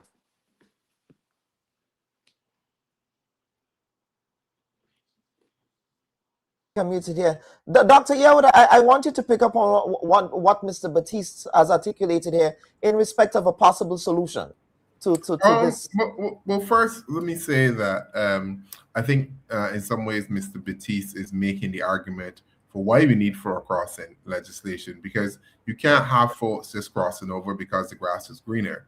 You're elected member of parliament, and you can't cross over because you simply want money, or your finances are low, or you don't have the resources. What that speaks to is fundamental issues with our Westminster system and how we determine and understand what governance is, and that the fact that when you're in opposition parties, people are treated with disrespect and disregard, but really opposition parties are also part of the government system, because opposition parties are there to provide the checks and balances and to kind of hopefully rein in the excesses of government. So I think the two things need to be separated, and I think if you try to put them together, that really only provides the kind of, if you like, the material for those who want floor crossing, because that's exactly why people say floor crossing legislation should be implemented, that people are crossing for monetary gains. People just want a better life. You're on the opposition, you see an opportunity on the government, or in cases maybe you are on the government, but you cross and you're a backbencher, so your salary is low. For example, in Barbados, you cross, you become opposition leader. Well, in Grenada, salary. Yeah. So in either scenario, whether you're moving from opposition to government, or in a case where there's no opposition leader and you leave the government to become the opposition leader, and then you get all of the trappings of what the opposition leader, well, I can speak for the Barbadian case, will get in terms of salary and all the other things, the pomp and the circumstance that will go with that. Now, in terms of what Mr. Batiste does speak to, though, is that broader reforms that are necessary. So let me just say clearly, I think floor crossing laws are important and necessary.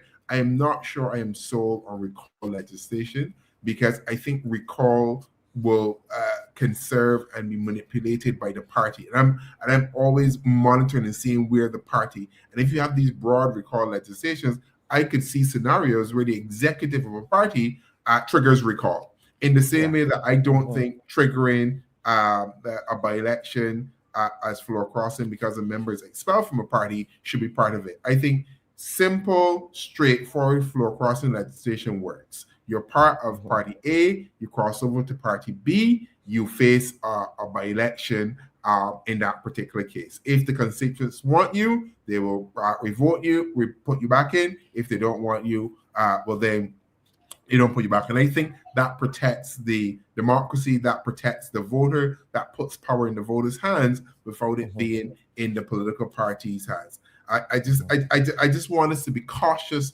about recall legislation, because we still have to be cognizant of the size of our democracies. And I think we in the Caribbean are still trying to work out what works for us in democracies. So, for example, strict separation of powers, as we see in the US, I see folks articulate for that. Fine, but could we in the Caribbean have a situation where the government's shut down or goes into furlough, where people aren't paid because one side is vetoed? We can't afford those situations. So there has to be some way and some nuance and balance that works for us as Caribbean people. So we maybe have to ask the question, what does Caribbean democracies and systems look like? We've copied essentially the Westminster systems have been transported. We know they're not working, but we're not fixing them. We just keep tinkering along with them at the edges. And in fact, when we try to do fixes, we give more power to those at the top, and there's further concentration of power. So Mr. Batiste, I definitely agree with that point, that really the legislation in Barbados does that. So, but I think the fixes come in terms of ensuring that one, that our voters are more educated in terms of civics, whether that's putting it into schools, whether that's general programming. It comes in terms of ensuring that the members of parliament are independent properly independent. And I like what you said, that the fact that members of parliament need to be able to sometimes vote with their conscience on certain things. We need to have more of that, more private members' bills, so that an individual member of parliament could move a legislation that he feels is important to him and bring it to the country. So there are things that we can do that we have to look at that could shift some of the power away from the political party and the dominance of party leaders to put more power in individual MPs and so in the constituents. Because I like what Devon said, when someone votes for you, everybody that votes for you is not from your party. So when you're representing, you're really representing everybody. So how do we ensure that you represent everybody and not just the folks from your political party? Yeah, and Dr. Ewa, to me, that's just the partisan framing of this. It just comes across as extremely partisan, elevating the role of the political party in the constitutional system. But quickly before we get to the next point, and that is a point that Mr. Batiste raised here, which is also a constitutional question, and that goes to freedom of conscience. Most constitutions have freedom of conscience, and a lot of what Mr. Batiste articulated here has to do with freedom of conscience. But doesn't this legislation go against this very principle that exists in most constitutions? I don't think.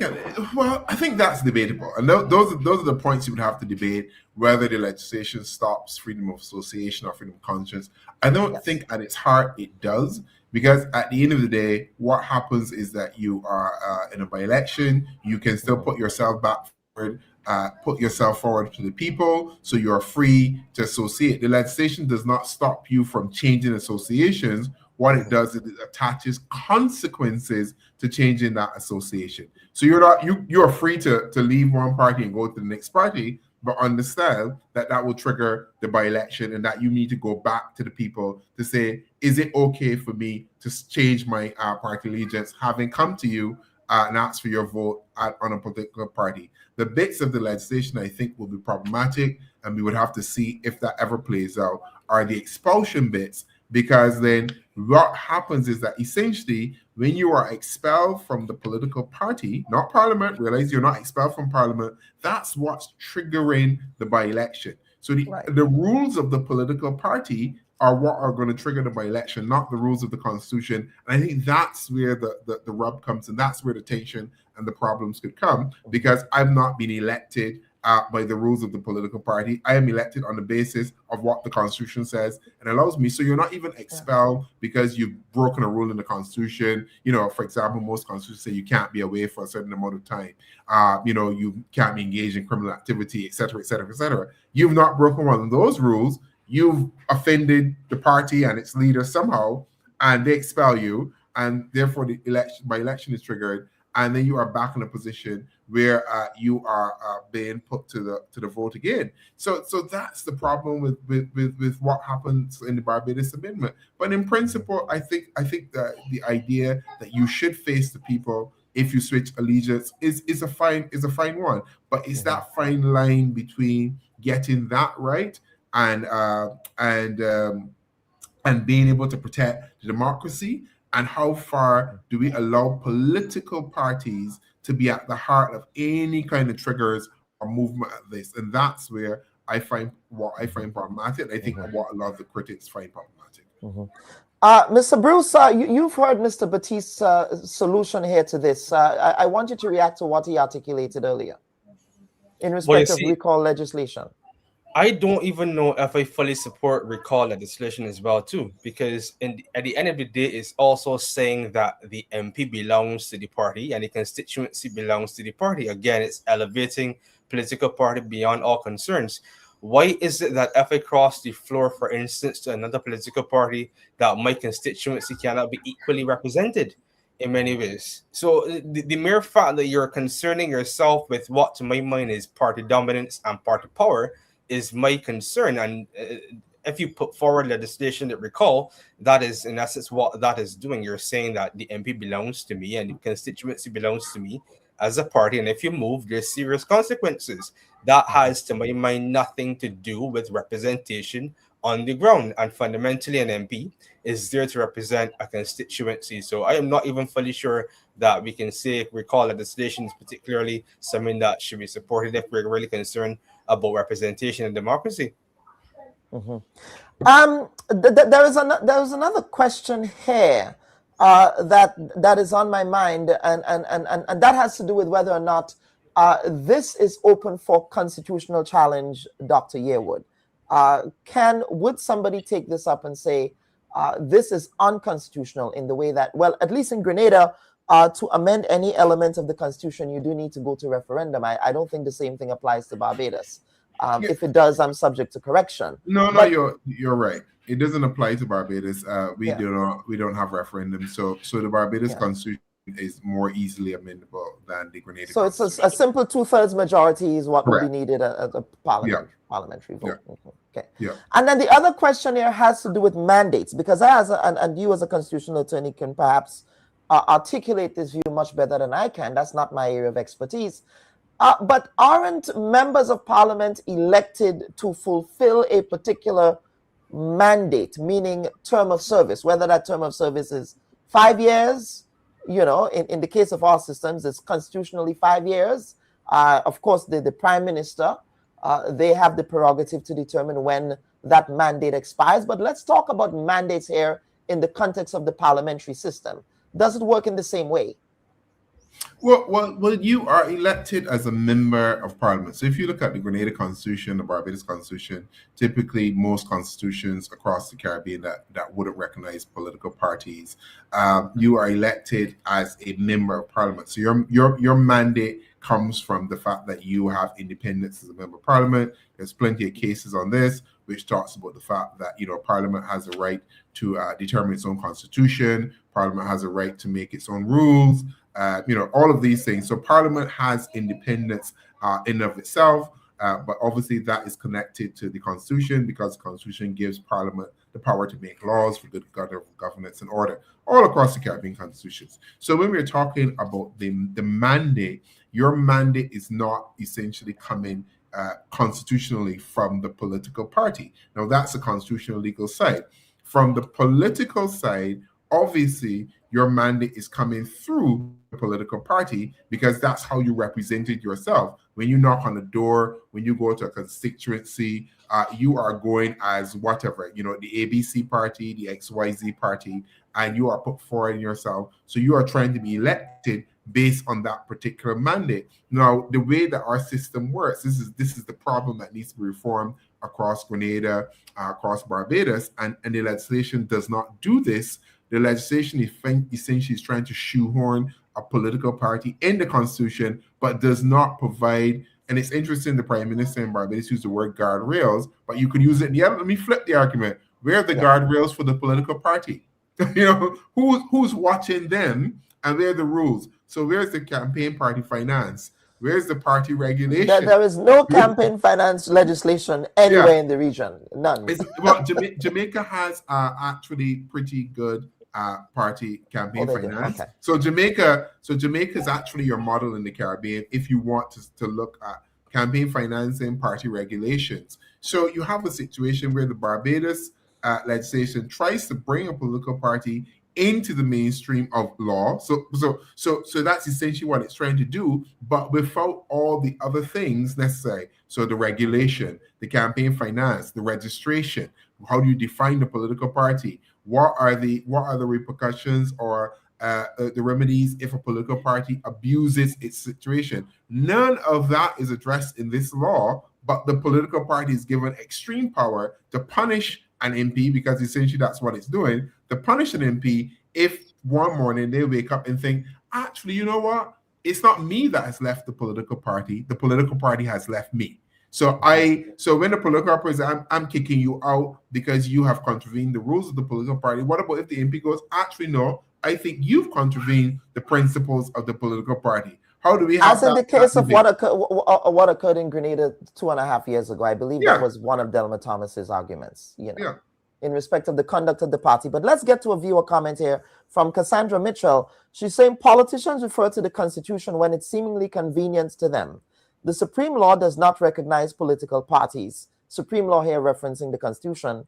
Though we continue to see the insertion of this partisan framework into our governance structure.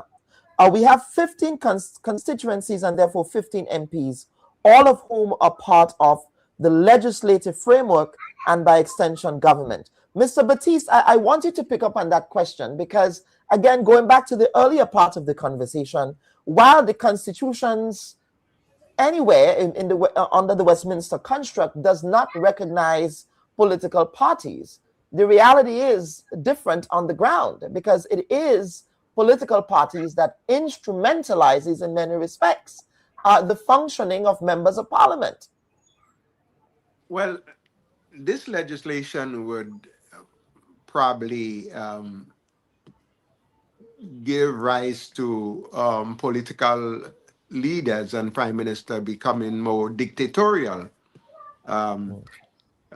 In some instances, you can probably trigger disagreement or probably expulsion from the party by merely opposing some bills which you believe may hurt the people that you're representing.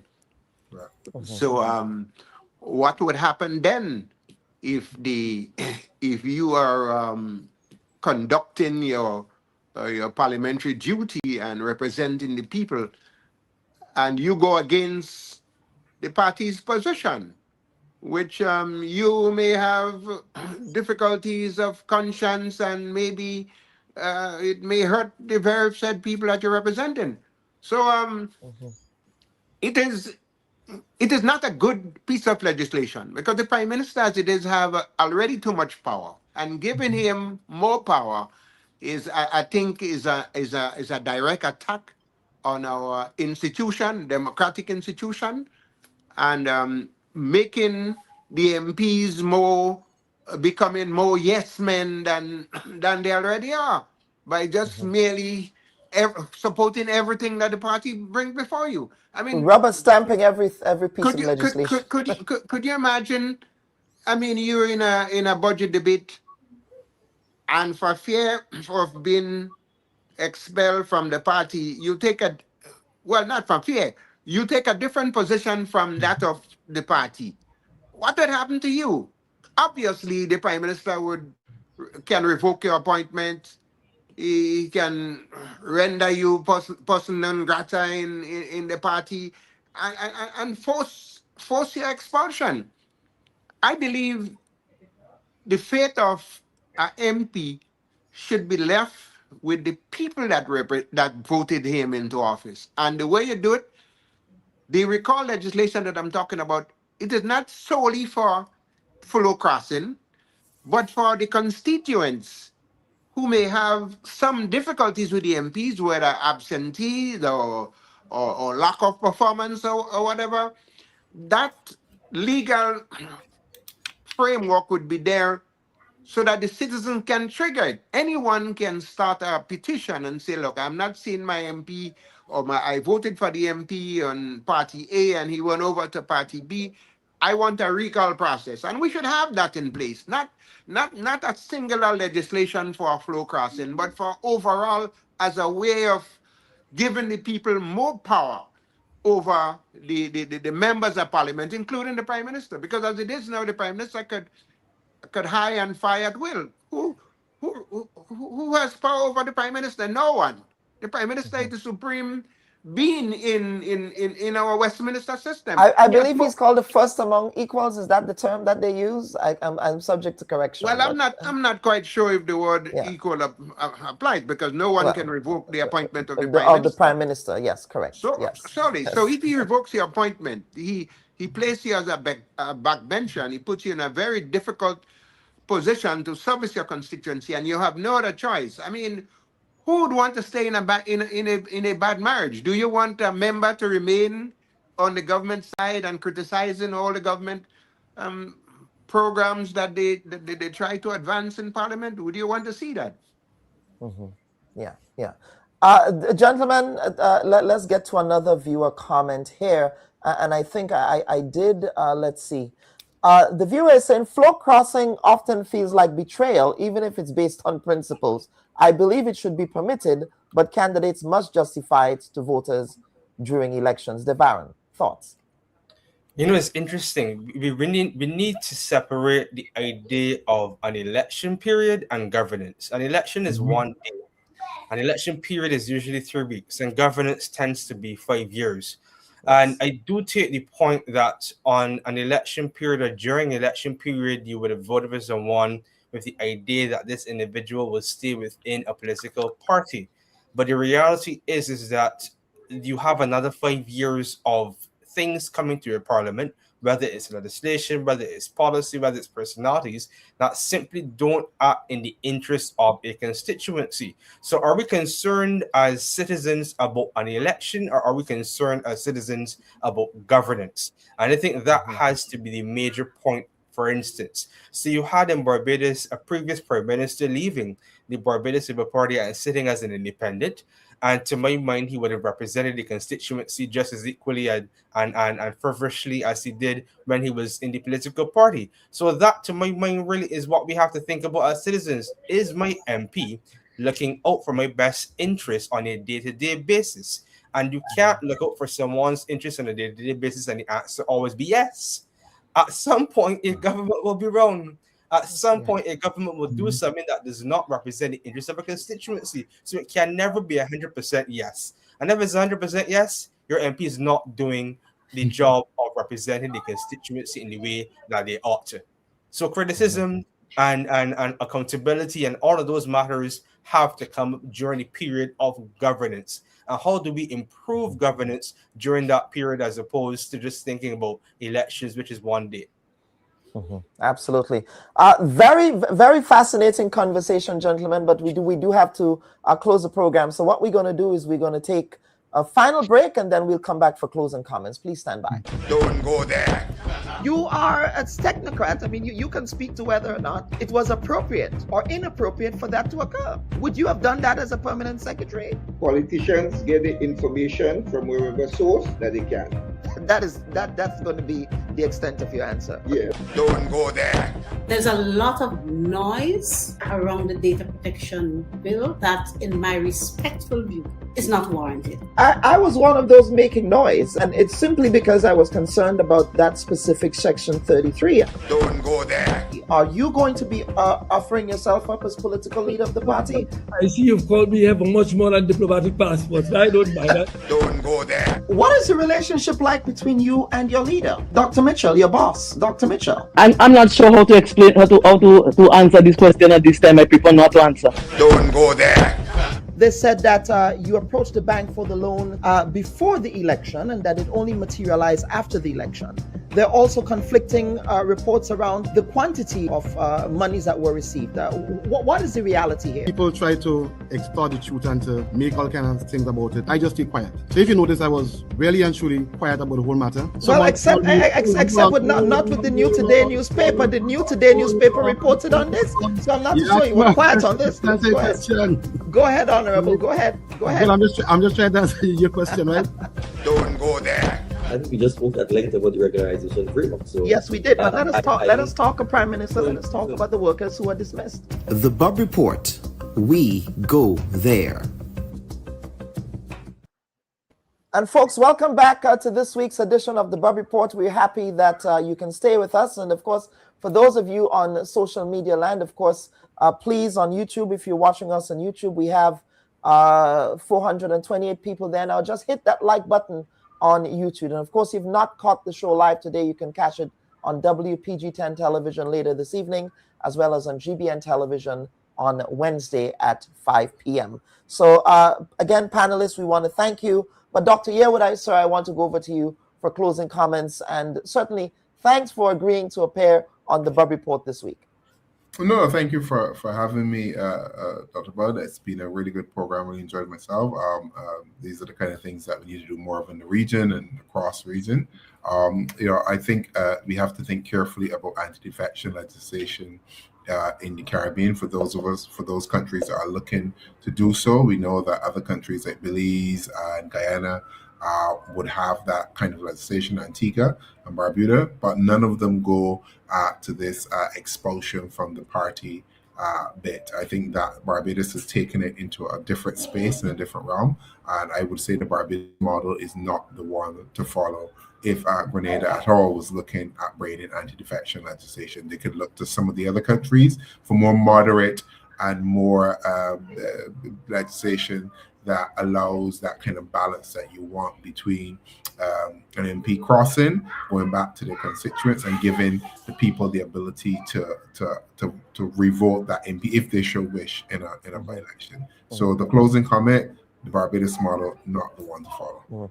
You did reference other moderate pieces of legislation. What specific countries have you looked at that has advanced types of moderate legislation? So Belize has legislation that speaks to the fact that if a member crosses the floor, so what we understand is, going from one party to another, or resigning from the political party to which they were elected to, that would trigger a by-election.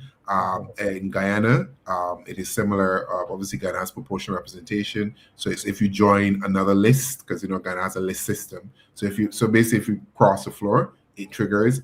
Antigua has issues if you resign from a political party to cross the floor. But their trigger is that if you can cross and sit as an independent. So you can cross the floor and not join a political party, and it does not trigger the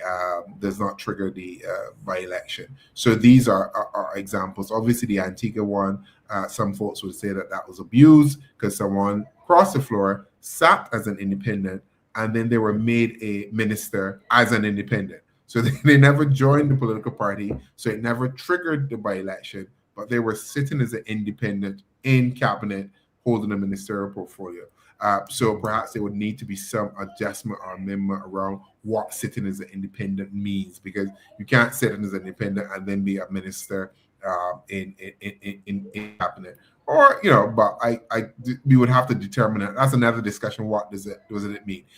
But these are more moderate and palatable forms of anti-defection legislation in the Caribbean. So the Caribbean already has a history of doing this. And so doing it. The model exists, and your theory of the case is that Barbados is perhaps more extreme end of it. Yes, exactly. Yes, absolutely.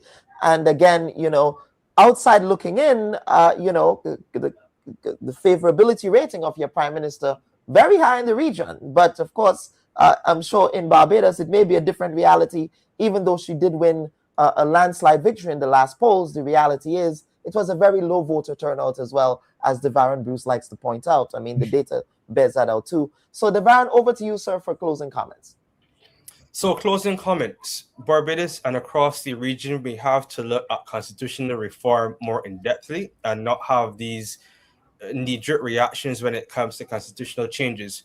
What we need to look at constitutionally within our parliament is really strengthening MPs and strengthening people's participation in parliament, as opposed to strengthening the political leader and strengthening political parties. So that, to my mind, is where our legislative and constitutional agenda really ought to go. How do we bring people's attention, participation, input, and in essence, being able to be a part of the democracy in a more fruitful, long-standing, and meaningful way?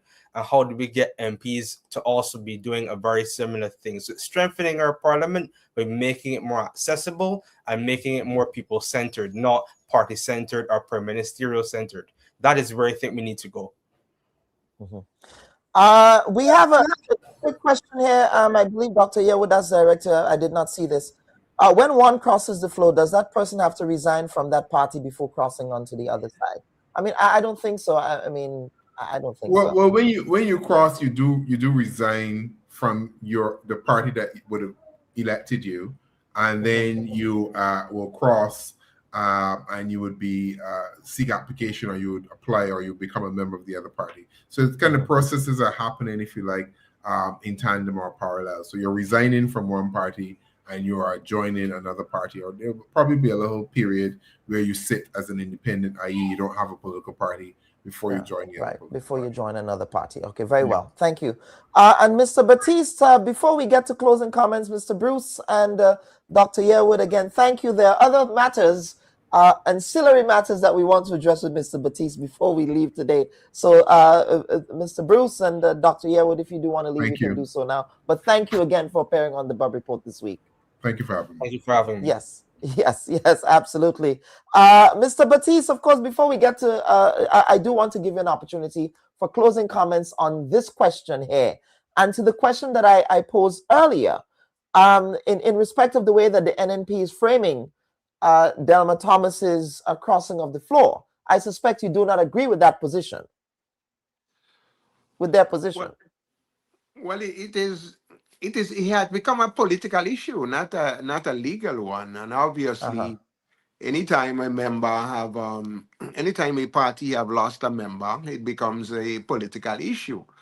It is not just the Delma Thomas issue, the Peter David as well. Right, because the New National Party was very happy when he came onto their side. They had, well, of course. I believe they had a rally in Delma Thomas's constituency, in fact. Right. So we can't just point the sword just at Sister Delma.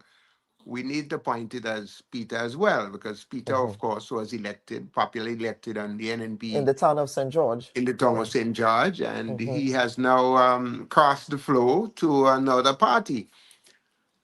As I said earlier, the way to deal with this is not as the Barbados model suggests, expulsion.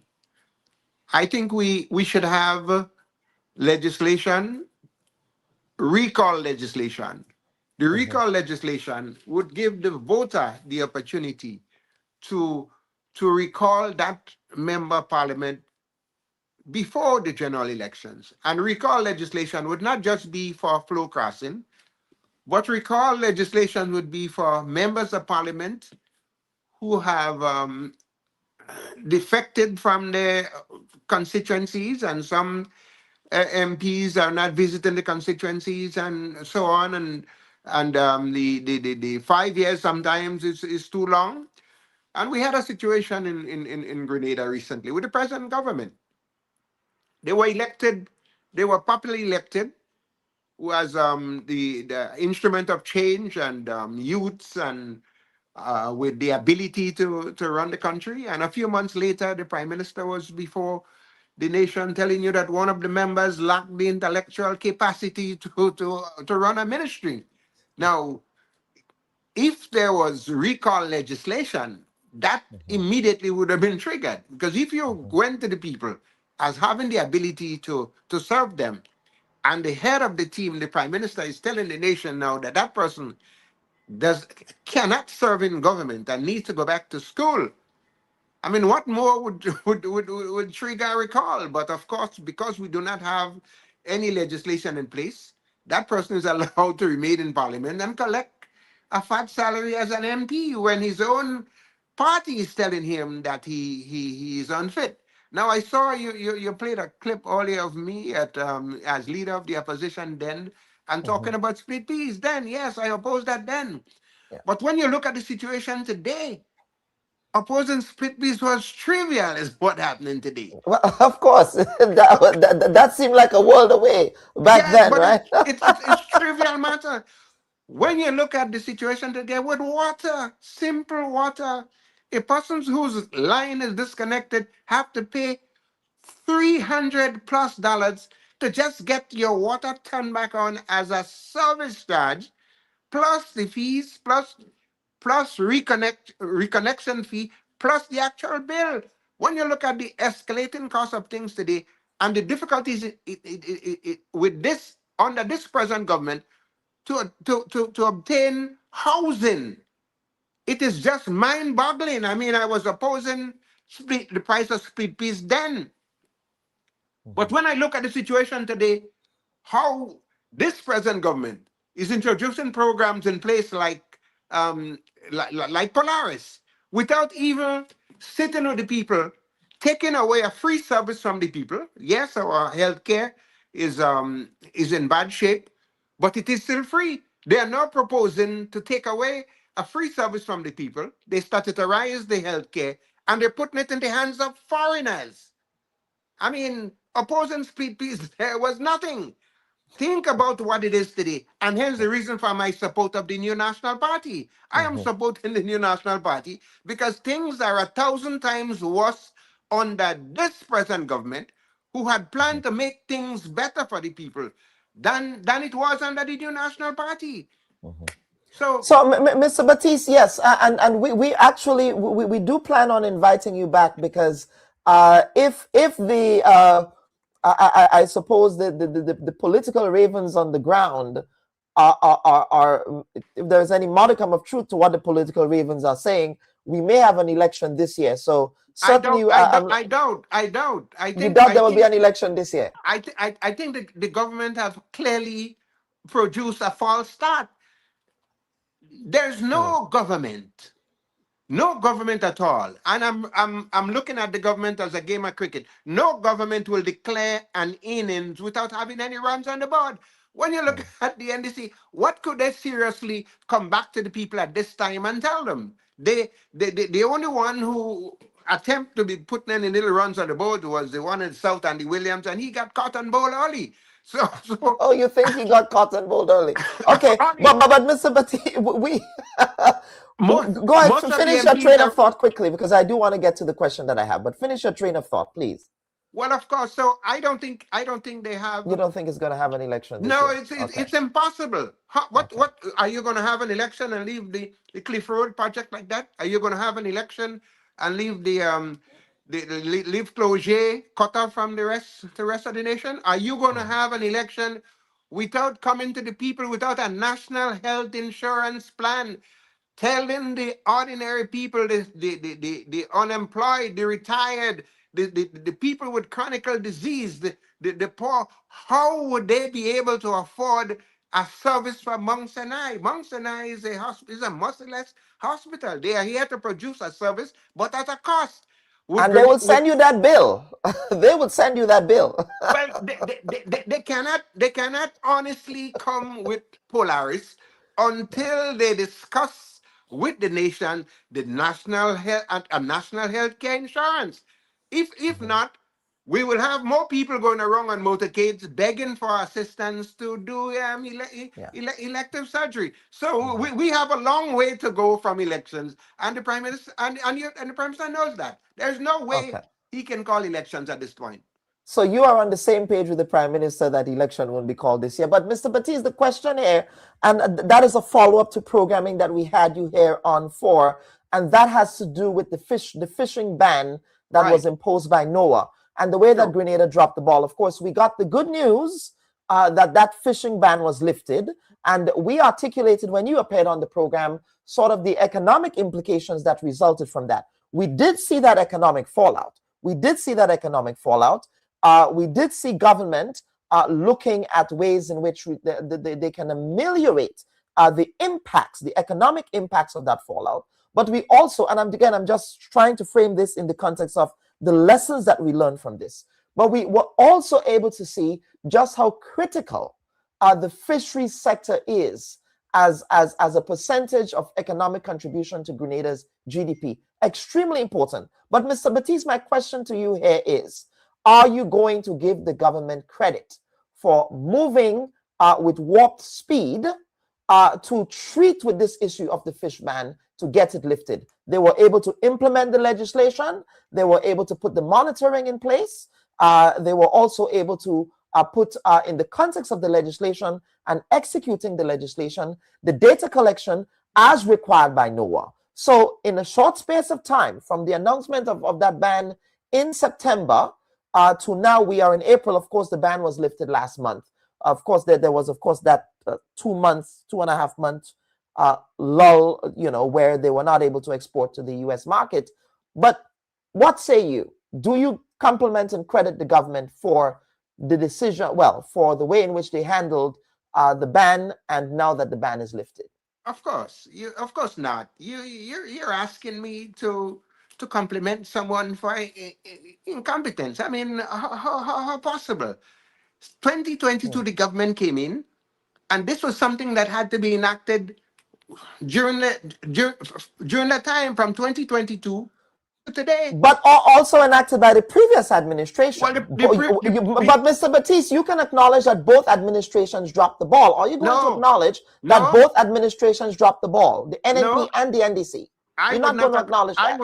I would not acknowledge that at all, because we had COVID. Remember, we had COVID, and there was a lull, and government asked for but that issue came about before COVID. Well, it was before COVID that they were required to make those changes. The thing came around in 2016 to 17. COVID correct, came in and that was before COVID. Right, 2019. 4 years before COVID. Yes, but there was an automatic extension because of COVID to 2019 2020, and the government asked for an extension and got it. Government work is continuum. You had two ministers of fisheries, high salaried minister of fisheries. Neither of them went to the fishery division and inquired from the officials in fisheries, what are the pending matters on the table that I have to discuss? You can't now sit and say you're gonna give them credit because they did what they were supposed to do since in 2022. No, they dropped the ball, and as a result of that, we suffered tremendously. Fishermen lost their crop for 3 months. We lost a few $1 million there for 3 months. A lot of income losses. That we can lots of acknowledge. income Absolutely. losses, people in the industry and all of that, and no one, and I said no one, including you, Dr. Bubb, should make any attempt to give any credit to a bunch of guys that just plain incompetent, and it's showing all around. And look, we have a situation with the World Bank. $27 million was given to the government of Grenada. The same ministers of agriculture, two of them, for the development of livestock in Grenada. They went out and they bought piglets, almost $9,000 per piglet. As of today, you can't hear any success from that program. They imported animals into the country, 463 animals for over $5 million. Some of these animals have died in our possession. Some of them are trembling today.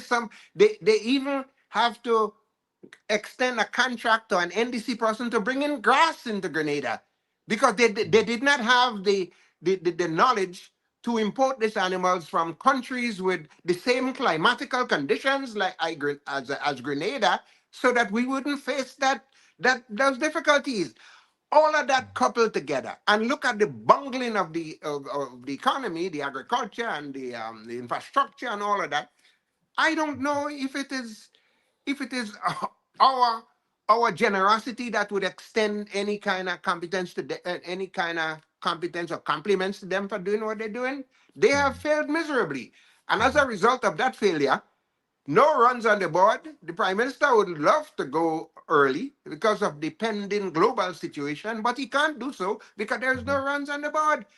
So he needs it, in politics, unlike cricket, in politics, you could bat twice in the same innings if you didn't put any runs on the board. On the board, yes, this is true. So that's that's what he's doing. That's what he's doing. Okay. None of them have come forward and significantly and say, look, I can move forward. You heard the Minister of Health, and he has confessed. He said when they came in, from the time they came in, the health conditions in Grenada has deteriorated even worse than it was before. And when I talk about health, I talk about it with some emotion because I lost my 22-year-old daughter. Yes. And I'm asking the government, what are the plans for the people of Grenada who depend on the health care? Are we going to have a national health insurance where the single woman head of household, when her child nose is clogged and can't breathe, they'll be able to go at the hospital? Grenadians presently go to the hospital. Yes, you could bang on the door and you could say there's no doctor. When this government turn over our health care to foreigners, and look who they turn it over, Mount Sinai. Mount Sinai has been accused of Medicare fraud by the federal government. They are brought to the courts, and they've been accused of overbilling and overcharging elderly citizens on stretcher Some of them on life support system who can't help themselves. I didn't make that up. You check it there. You'll see the record. The record shows that Mount Sinai is merciless, when it comes to charging people. And this government has a history of sidestepping problems and put it in the hands of others. Look what they did in 2008. We had problems with Green Lake. And what they did, they didn't face the problem. They sold Green Lake. And they sold Green Lake. They were so motivated to sell it, they accepted $2.50 for the US dollar. They came back in 2022. They meet marketing board, problems again. They didn't stop marketing board problems. They dissolved it. And they're looking for what they're looking for now? Foreign partnership. And they couldn't find one. Our health situation, same thing. Anytime this NDC government comes across problem, they see the need to reach out to foreigners to solve problems. We say our national strategic asset should not be in the hands of foreigners. Are we saying now that our national strategic service, healthcare, which is a life and death issue, we should place it in the hands of people who have no mercy on even the elderly, without even telling the Grenadian people how they will be able to afford that health care? That is my concern, and I am praying. I'm praying that before the elections, we would hear something from the Prime Minister as to what is the situation with the national health care insurance. People with sickle cell, people with diabetes, people with high blood pressure, people with pre-existing conditions, how would they be able to access that service? I think that's yes, absolutely, Mr. Batiste, and that is a question, because we addressed it here extensively, the question of the NHI, and a lot of work went into it by the previous administration, and I was just very surprised to see that all of that was shelved, and the reason we were given was that they did not like the methodology, without articulating what parts of the methodology of the design that they did not like. But of course, that is an issue we addressed here, and those are the questions. Interestingly, the company that was contracted, that's Dr. Ned's company that was contracted to work on that project in Grenada, they were able, in St. Lucia, to implement NHI there. And that is a story we'll be following up on. So again, in the interest of good journalism, I think we need to educate the people on that question. But Mr. Batiste, thank you, sir, for pairing my dear cousin. we are real cousins, okay? Not like Raul and Jenny that are play cousins. We are genuine. We are related by blood. Don't you see the resemblance? Don't you see the blood nose? come from my mother's side, so it's genuine cousins. Absolutely, Mr. Batiste. Thank you so much, sir, for appearing on the Bubb Report. It was my pleasure. The pleasure was mine. Yes, absolutely. Thank you. Viewers and listeners, of course, Mr. Batiste here, we just had a quick powwow with him on issues of national development. But the floor crossing issue, I think that Mr. Batiste contributed to earlier with Dr. Yearwood and Mr. Bruce from Barbados, was indeed a very, very important conversation to have with respect to what the Constitution articulates about the role of members of Parliament. Are members of Parliament elected by their constituents in these constituencies, or are members of Parliament elected by way of political parties to serve the political interests of political parties in constituencies? And I think that's one of the most fundamental questions that we need to face, because of course, in the context of the launch of the candidate, the NNP candidate for St. Andrew Northwest, they framed Delma Thomas's decision to depart from the New National Party as a betrayal. But did she depart from the party alone, or did she depart from all her constituents? Because according to the Constitution, she, by law, has to and continues to serve her constituency in her capacity as the member of Parliament. She's not the member of Parliament for NDC supporters or NNP supporters, because I'm sure, there are many people in the constituency who voted for Ms. Delma Thomas who may not be politically affiliated to either political parties. So the question is, what happens to those constituents who are politically unaffiliated when they go to that ballot box and says that they're voting for candidate X, they're voting for candidate Y? not because of the political affiliation, but they're voting for that person because there is an expectation that that person will provide representation for all of the constituents. And I think it becomes a situation where we have become so partisan in Grenada and in the Caribbean that people see governance through the lens of political parties, as opposed to seeing governance through the lens of the Constitution and seeing governance through the lens of service of people, irrespective of who these people voted for. So that's just my 2 cents on this issue. So folks, viewers and listeners, I want to thank you for your contribution. Thank you for all of your comments, including those negative comments that came in from someone who said that I stutter. Yes, I stutter. I do suffer from a stutter, but that's not your attempt, Miss, what's your name? At shaming me for, that's not going to work, my dear. That's not going to work at all.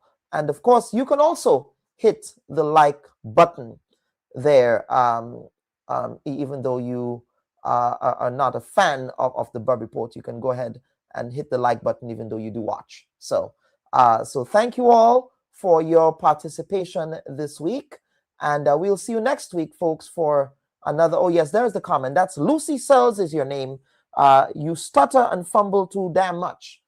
Thank you for that comment. Do hit that like button while you are making your way out. So folks, thank you all for your participation on this week's edition of the program, and we will see you next week for yet another installment of the Bubb Report. Take care. Bye-bye.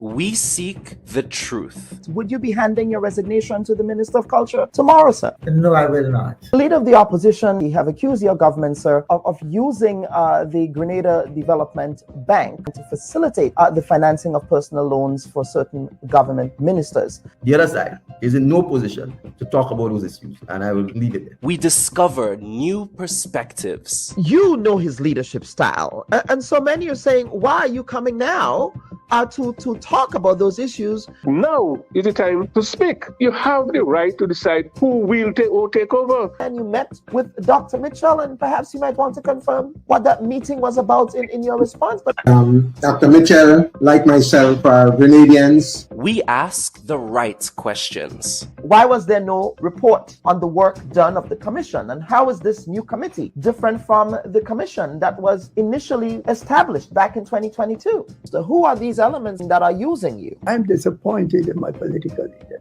And why is that animating those political conversations now? This is a very interesting question. The Bubb Report with Dr. Kellon Bubb. Thought-provoking, truthful, unbiased, and truly original reporting. Should your loved ones pass on, they deserve to be treated with dignity. And hi, everyone. The Bubb Report is committed to being fearless, balanced, and independent, bringing you the stories that matter most without compromise. Now do us a favor. Remember to like this video and subscribe to our channel. Hit the bell so you never miss an update. You can also watch us on GBN TV every Wednesday at 5 p.m. Catch us on WPG10 television every Sunday at 8 p.m. Your support helps us to keep journalism free from bias and influence. And together, we can make sure every voice is heard and every fact is verified. Thanks for watching.